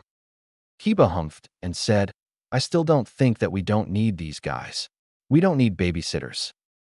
Kurenai sighed and said, "I told you, Kiba, after what happened to Team 7, the Hokage doesn't want to take any more chances with our less experienced Genin." Kiba frowned and said, "So they ran into a little bit of trouble. So what? Doesn't mean that we will." Hinata and Kurenai both frowned before Shino said, "Even if that is true, it is better to be prepared in case things do go wrong, which, considering our mission, is more likely than other possible C ranks we could have been assigned. I'd listen to your teammate if I were you, Inuzuka. You never know when things could spiral out of control." Team 8 glanced over to where the voice came from and saw Naruto with someone they had never seen before walking towards them. Hinata instantly saddened, thinking that Naruto had found someone else besides her. As Naruto and Haku joined them, Naruto nodded to Kurenai and said, "Kurenai, it's good to be working with you again." "Likewise, Uzumaki," Kurenai said with a small smile. She then glanced over at Haku, and Naruto followed her gaze before saying, "Oh, where are my manners? Allow me to introduce Haku Momochi, my partner. Haku, this is Kurenai Yuhi, the Hidden Leaf's resident Jinjutsu mistress, and her team, Hinata Hyuga, Shino Aburame, and Kiba Inuzuka." Shino and Hinata gave nods when introduced, which Haku returned. Kiba, of course, decided to try and flirt with Haku in his unrefined way. Walking over to Haku, he said, "Hey there, want to get something to eat after the mission?" Naruto shook his head and said, "Inuzuka, you do realize that Haku is a boy, right?" Kiba's eyes widened as Haku chuckled. Kiba opened his mouth to say something, but only sputtering came out. Hinata let out a small sigh of relief, which Shino caught, but didn't comment on. Kurenai, meanwhile, was frowning and said, "Momochi, you wouldn't be related to Zabuza Momochi, would you?" Haku shook his head and said, "Not by blood, but I was his apprentice before he requested Naruto-san and Kakashi-san to take me back to the Leaf when they finished their mission in Wave. He requested that I take his last name when I joined the Leaf." Kurenai nodded and said, "I see. Well, now that introductions are over with, I believe we should be going." Naruto and Haku nodded, and Naruto said agreed. Turning to the genin, he said, "Don't worry, Inuzuka. You won't even notice we're there once the fighting starts unless you guys get in trouble."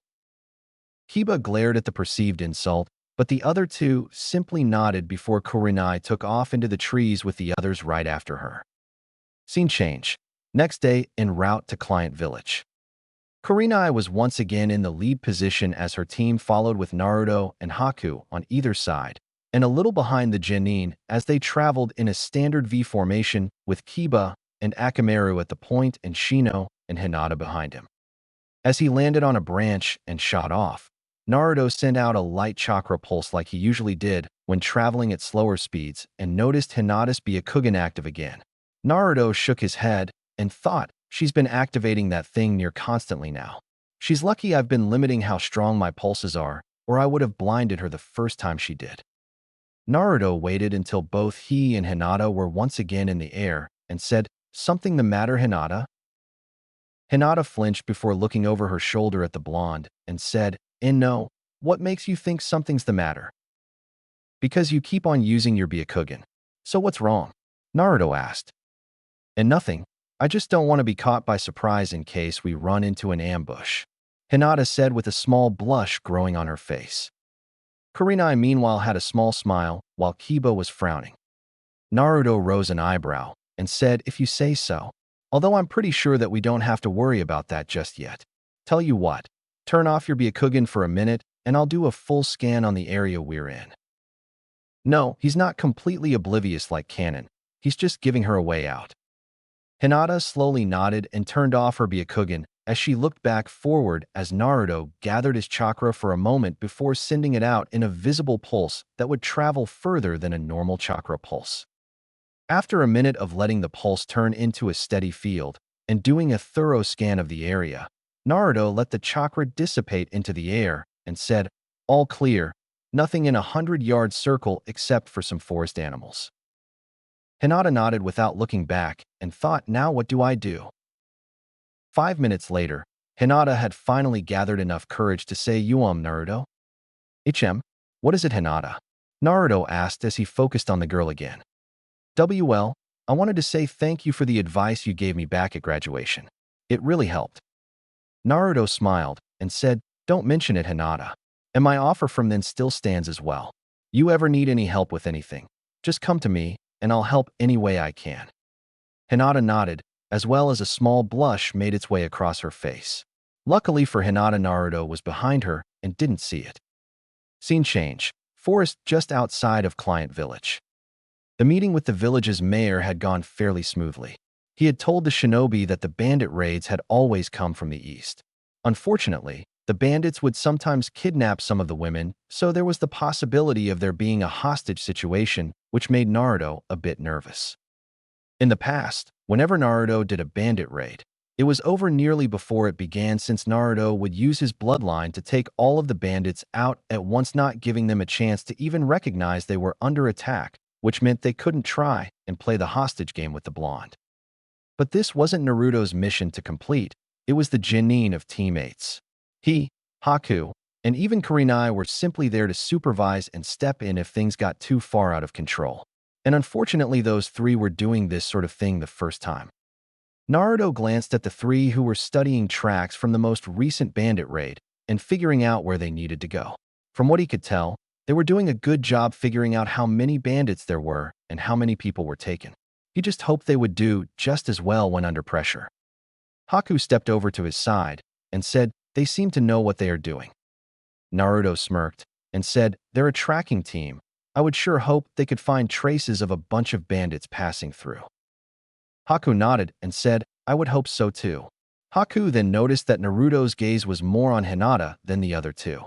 "Is there something going on between you and Hinata-san?" Naruto blinked before turning to Haku and said, "What gives you that idea?" Haku rose an eyebrow and said, "You seem to get along with her better than the other two genin."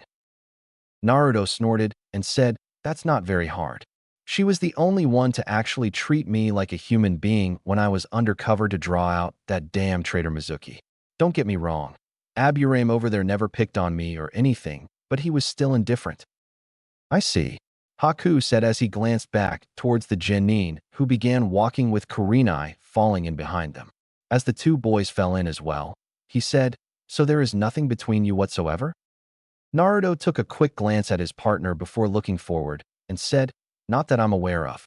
I mean, I know she has a crush on me, but truth be told, I don't know if I'd ever like her that way." "Well, I guess only time will tell," Haku said, and Naruto nodded before Kiba said, "I've got a scent that's going the same way. We should be able to follow it straight to the camp."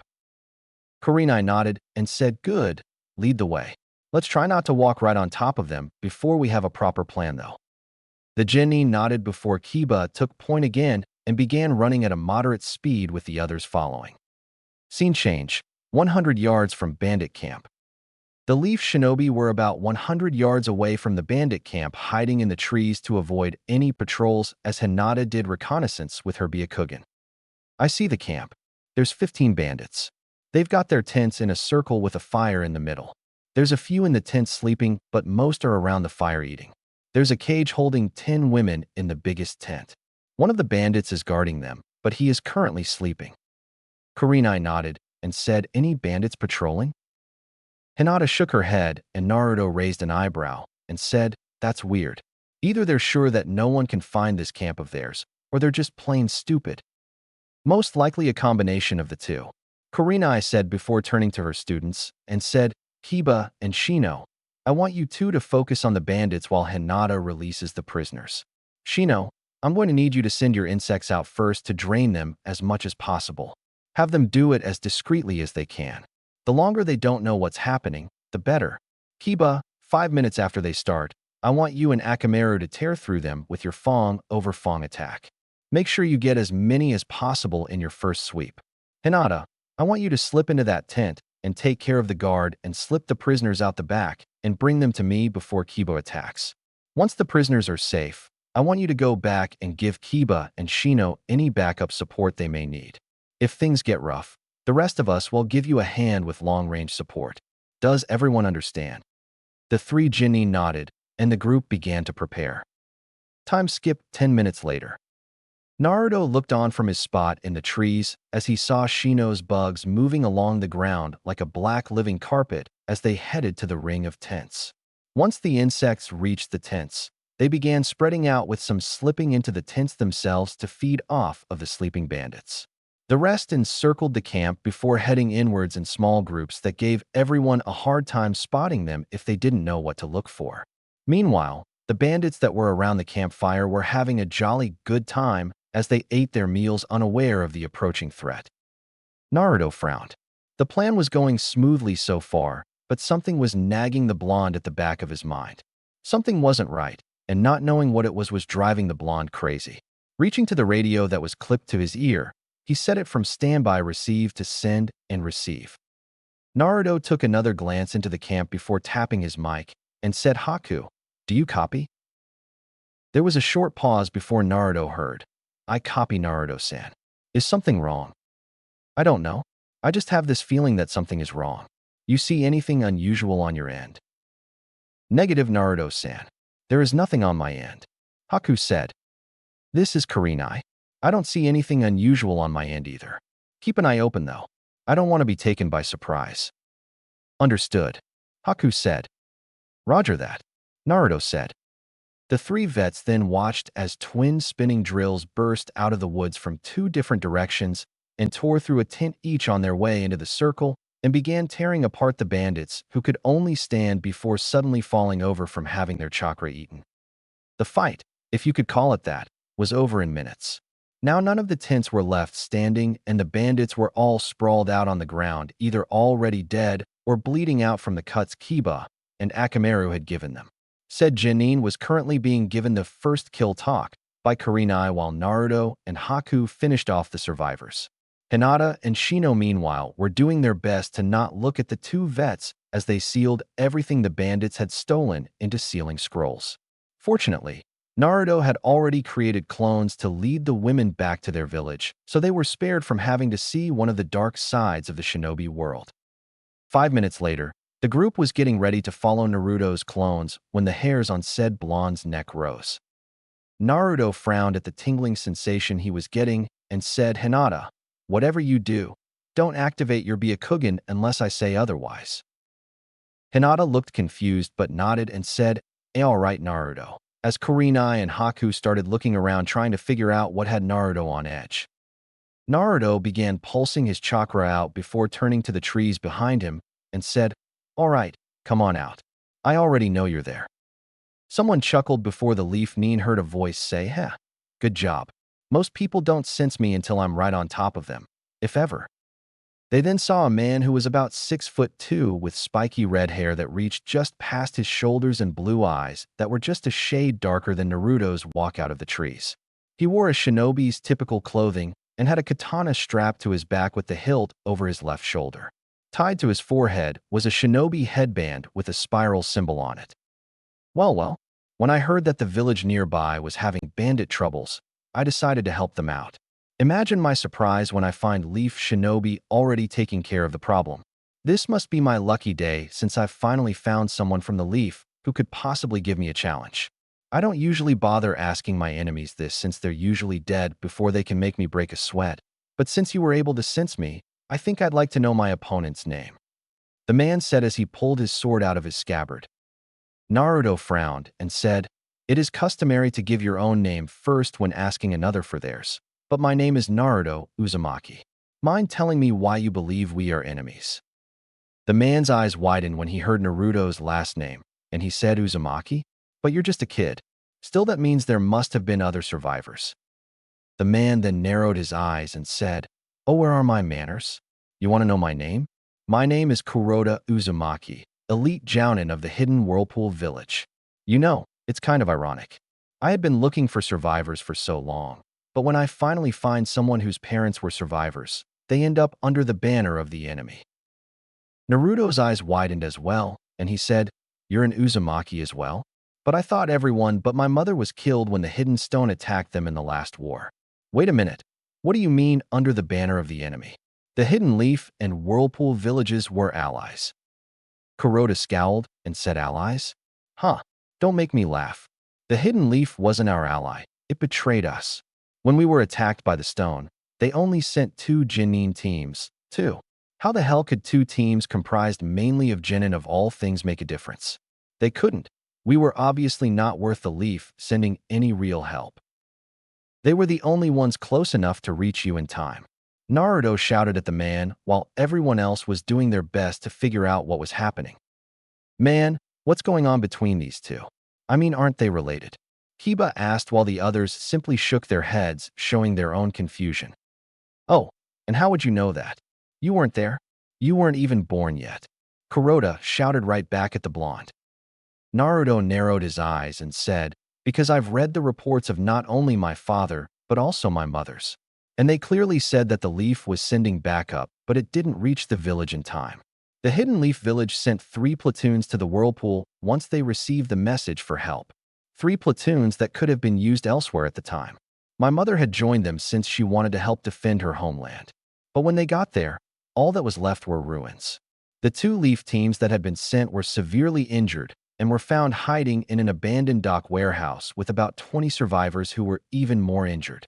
The medics that the platoons had with them did all they could, but none of the survivors made it during the journey back to the Leaf.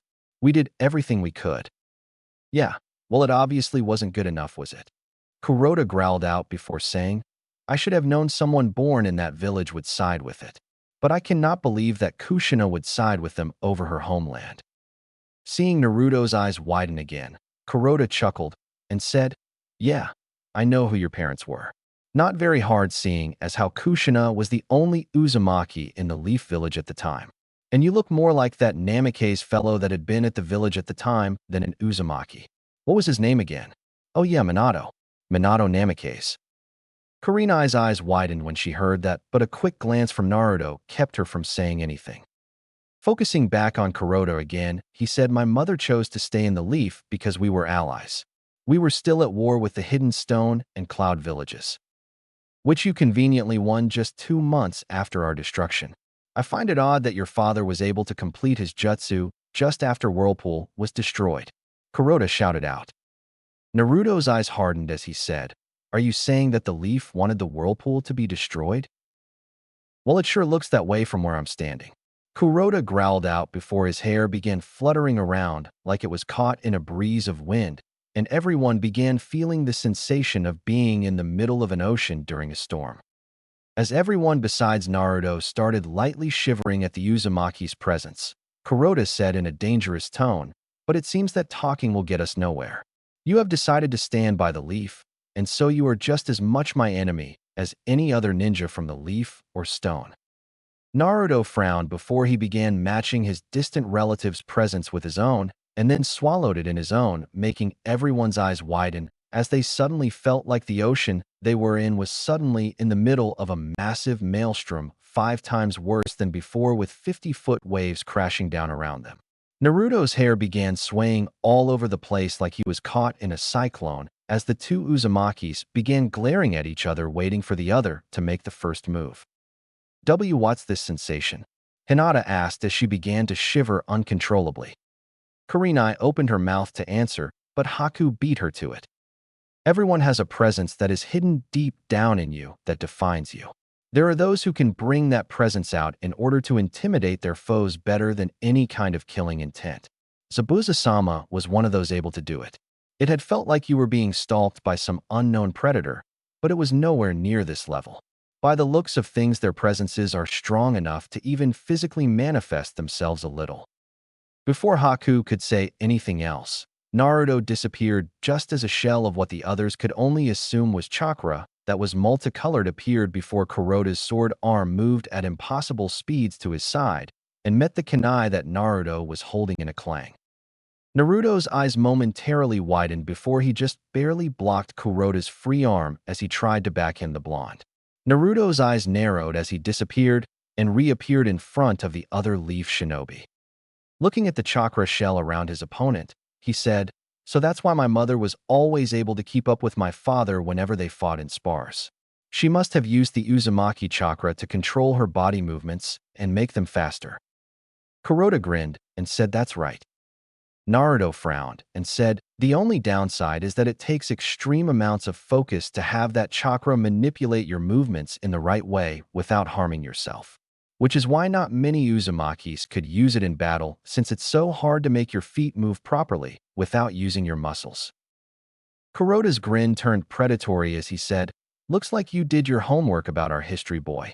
Although it seems that what you are doing is more like what that father of yours did. Makes things interesting when your opponent can move around as fast as you. Naruto smirked and said, Oh no, what I'm doing is 5 times better than what Dad did. Right after he said that, a blue shell of chakra surrounded Naruto before 5 clones appeared around him and the 6 blondes disappeared. Kuroda's arm once again moved faster than the others could see, and 5 smoke clouds appeared before Naruto reappeared up against a tree that he was thrown against with a chain made out of the multicolored chakra wrapped around his arm and leading back to Kuroda's free arm. Naruto, Hinata shouted out and was about to rush towards the 2 Uzumakis before Kurenai grabbed her and said, "No, don't. You'll only get in the way." Hinata struggled before Haku said in a calm voice, "She's right, Hinata-san. This kind of fight requires speed that you do not have." Right as he said that, mirrors made out of ice began appearing all over the area surrounding the 2 fighters in a large dome that appeared to be completely solid with no gaps. Immediately after they appeared, the temperature inside the dome and around it instantly began dropping to the point where everyone could see their breath.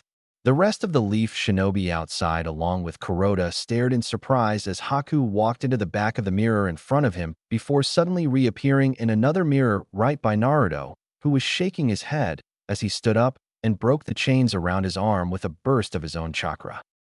"Are you alright, Naruto-san?" Haku asked as he stepped out of the mirror. "Yeah, he just caught me off guard with those chains of his. I was under the impression that it was something only my mother could do among the Uzumakis of her time." Kuroda smirked from his spot where he hadn't moved from at all and said, "You would have been right about that 5 years ago, but I figured out how to do it as well, although it wasn't easy. Your mother was truly a genius when it came to using our bloodline." "Good to know," Haku said before he stepped back into his mirror and his image appeared in all of the others as well. Kuroda rose an eyebrow as he looked around and said, "Well, that's new." The images all rose their throwing arms over their chest, revealing braces of Sunbon needle, and said, "You seem able to handle multiple opponents quite well, but I wonder if you will be able to handle this as easily."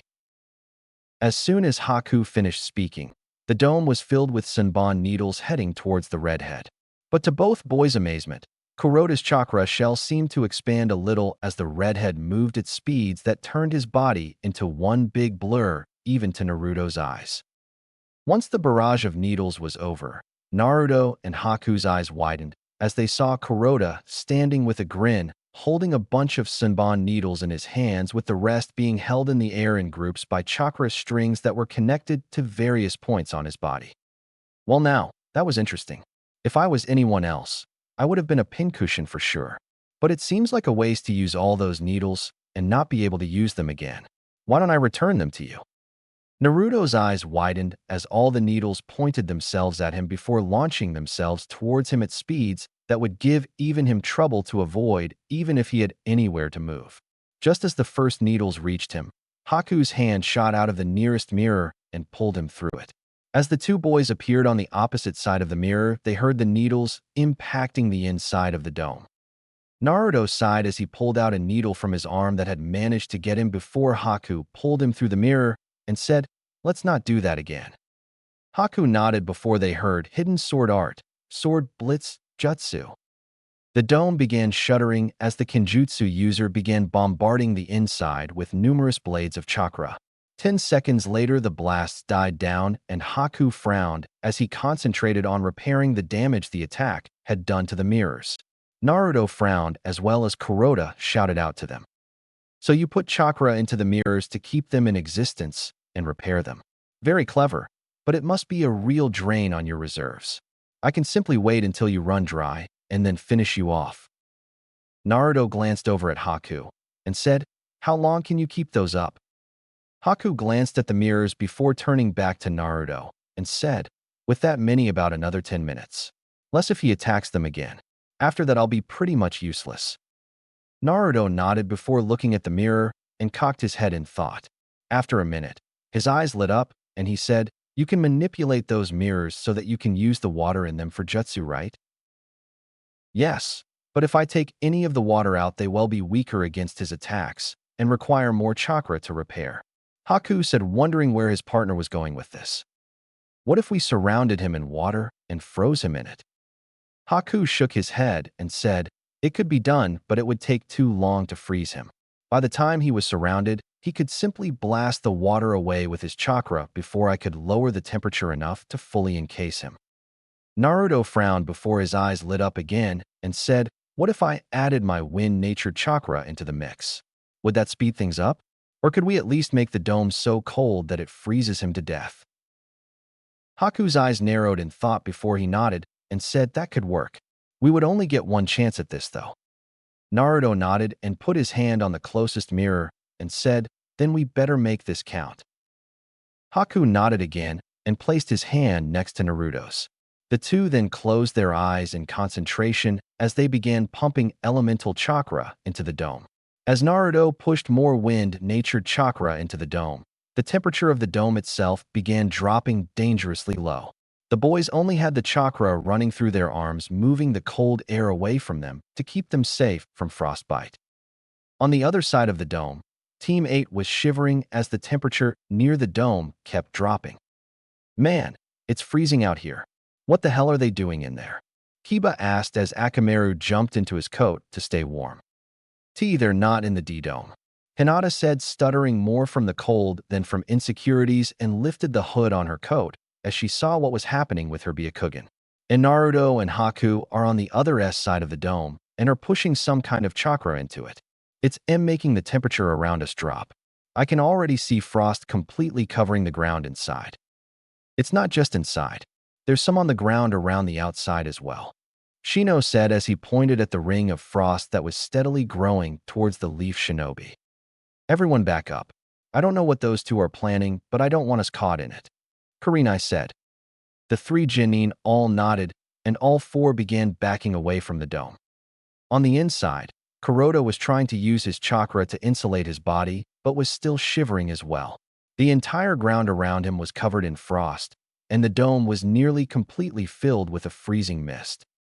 As the mist continued to fill the dome, Kuroda raised his sword into position and swung it while calling out hidden sword art, sword blitz jutsu.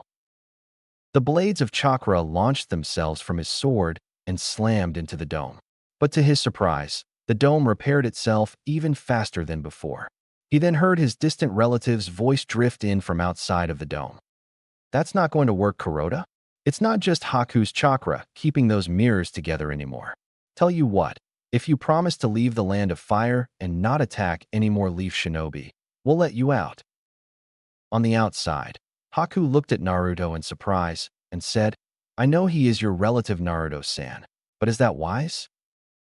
Naruto glanced over at him and said, he's family, Haku. I have to try. Kuroda frowned before shouting out, you actually expect me to allow the Leaf to go unpunished for what they have done? You are either naive or a fool. Naruto sighed before saying, all right, I gave you a chance, but if that's how you want it, then I guess we have no choice. Right after Naruto stopped speaking, the mist began closing in on Kuroda and began freezing on his body. As Kuroda began to try and break the ice off, the mirrors began rippling before water shot out and hit him from all angles, freezing over as soon as the water made contact with his body, while the mirrors began shrinking. As the mirrors completely disappeared, everyone was able to see Kuroda again, who was standing in the middle of a gem-shaped pillar of ice. Hinata gasped as Kiba said holy, under his breath, unable to even finish his sentence as he stared at what had happened to the redhead. Naruto slowly walked towards the ice formation and stared into his relative's eyes before placing his hand on the ice. As Naruto gathered wind chakra into his hand, he said, I'm sorry.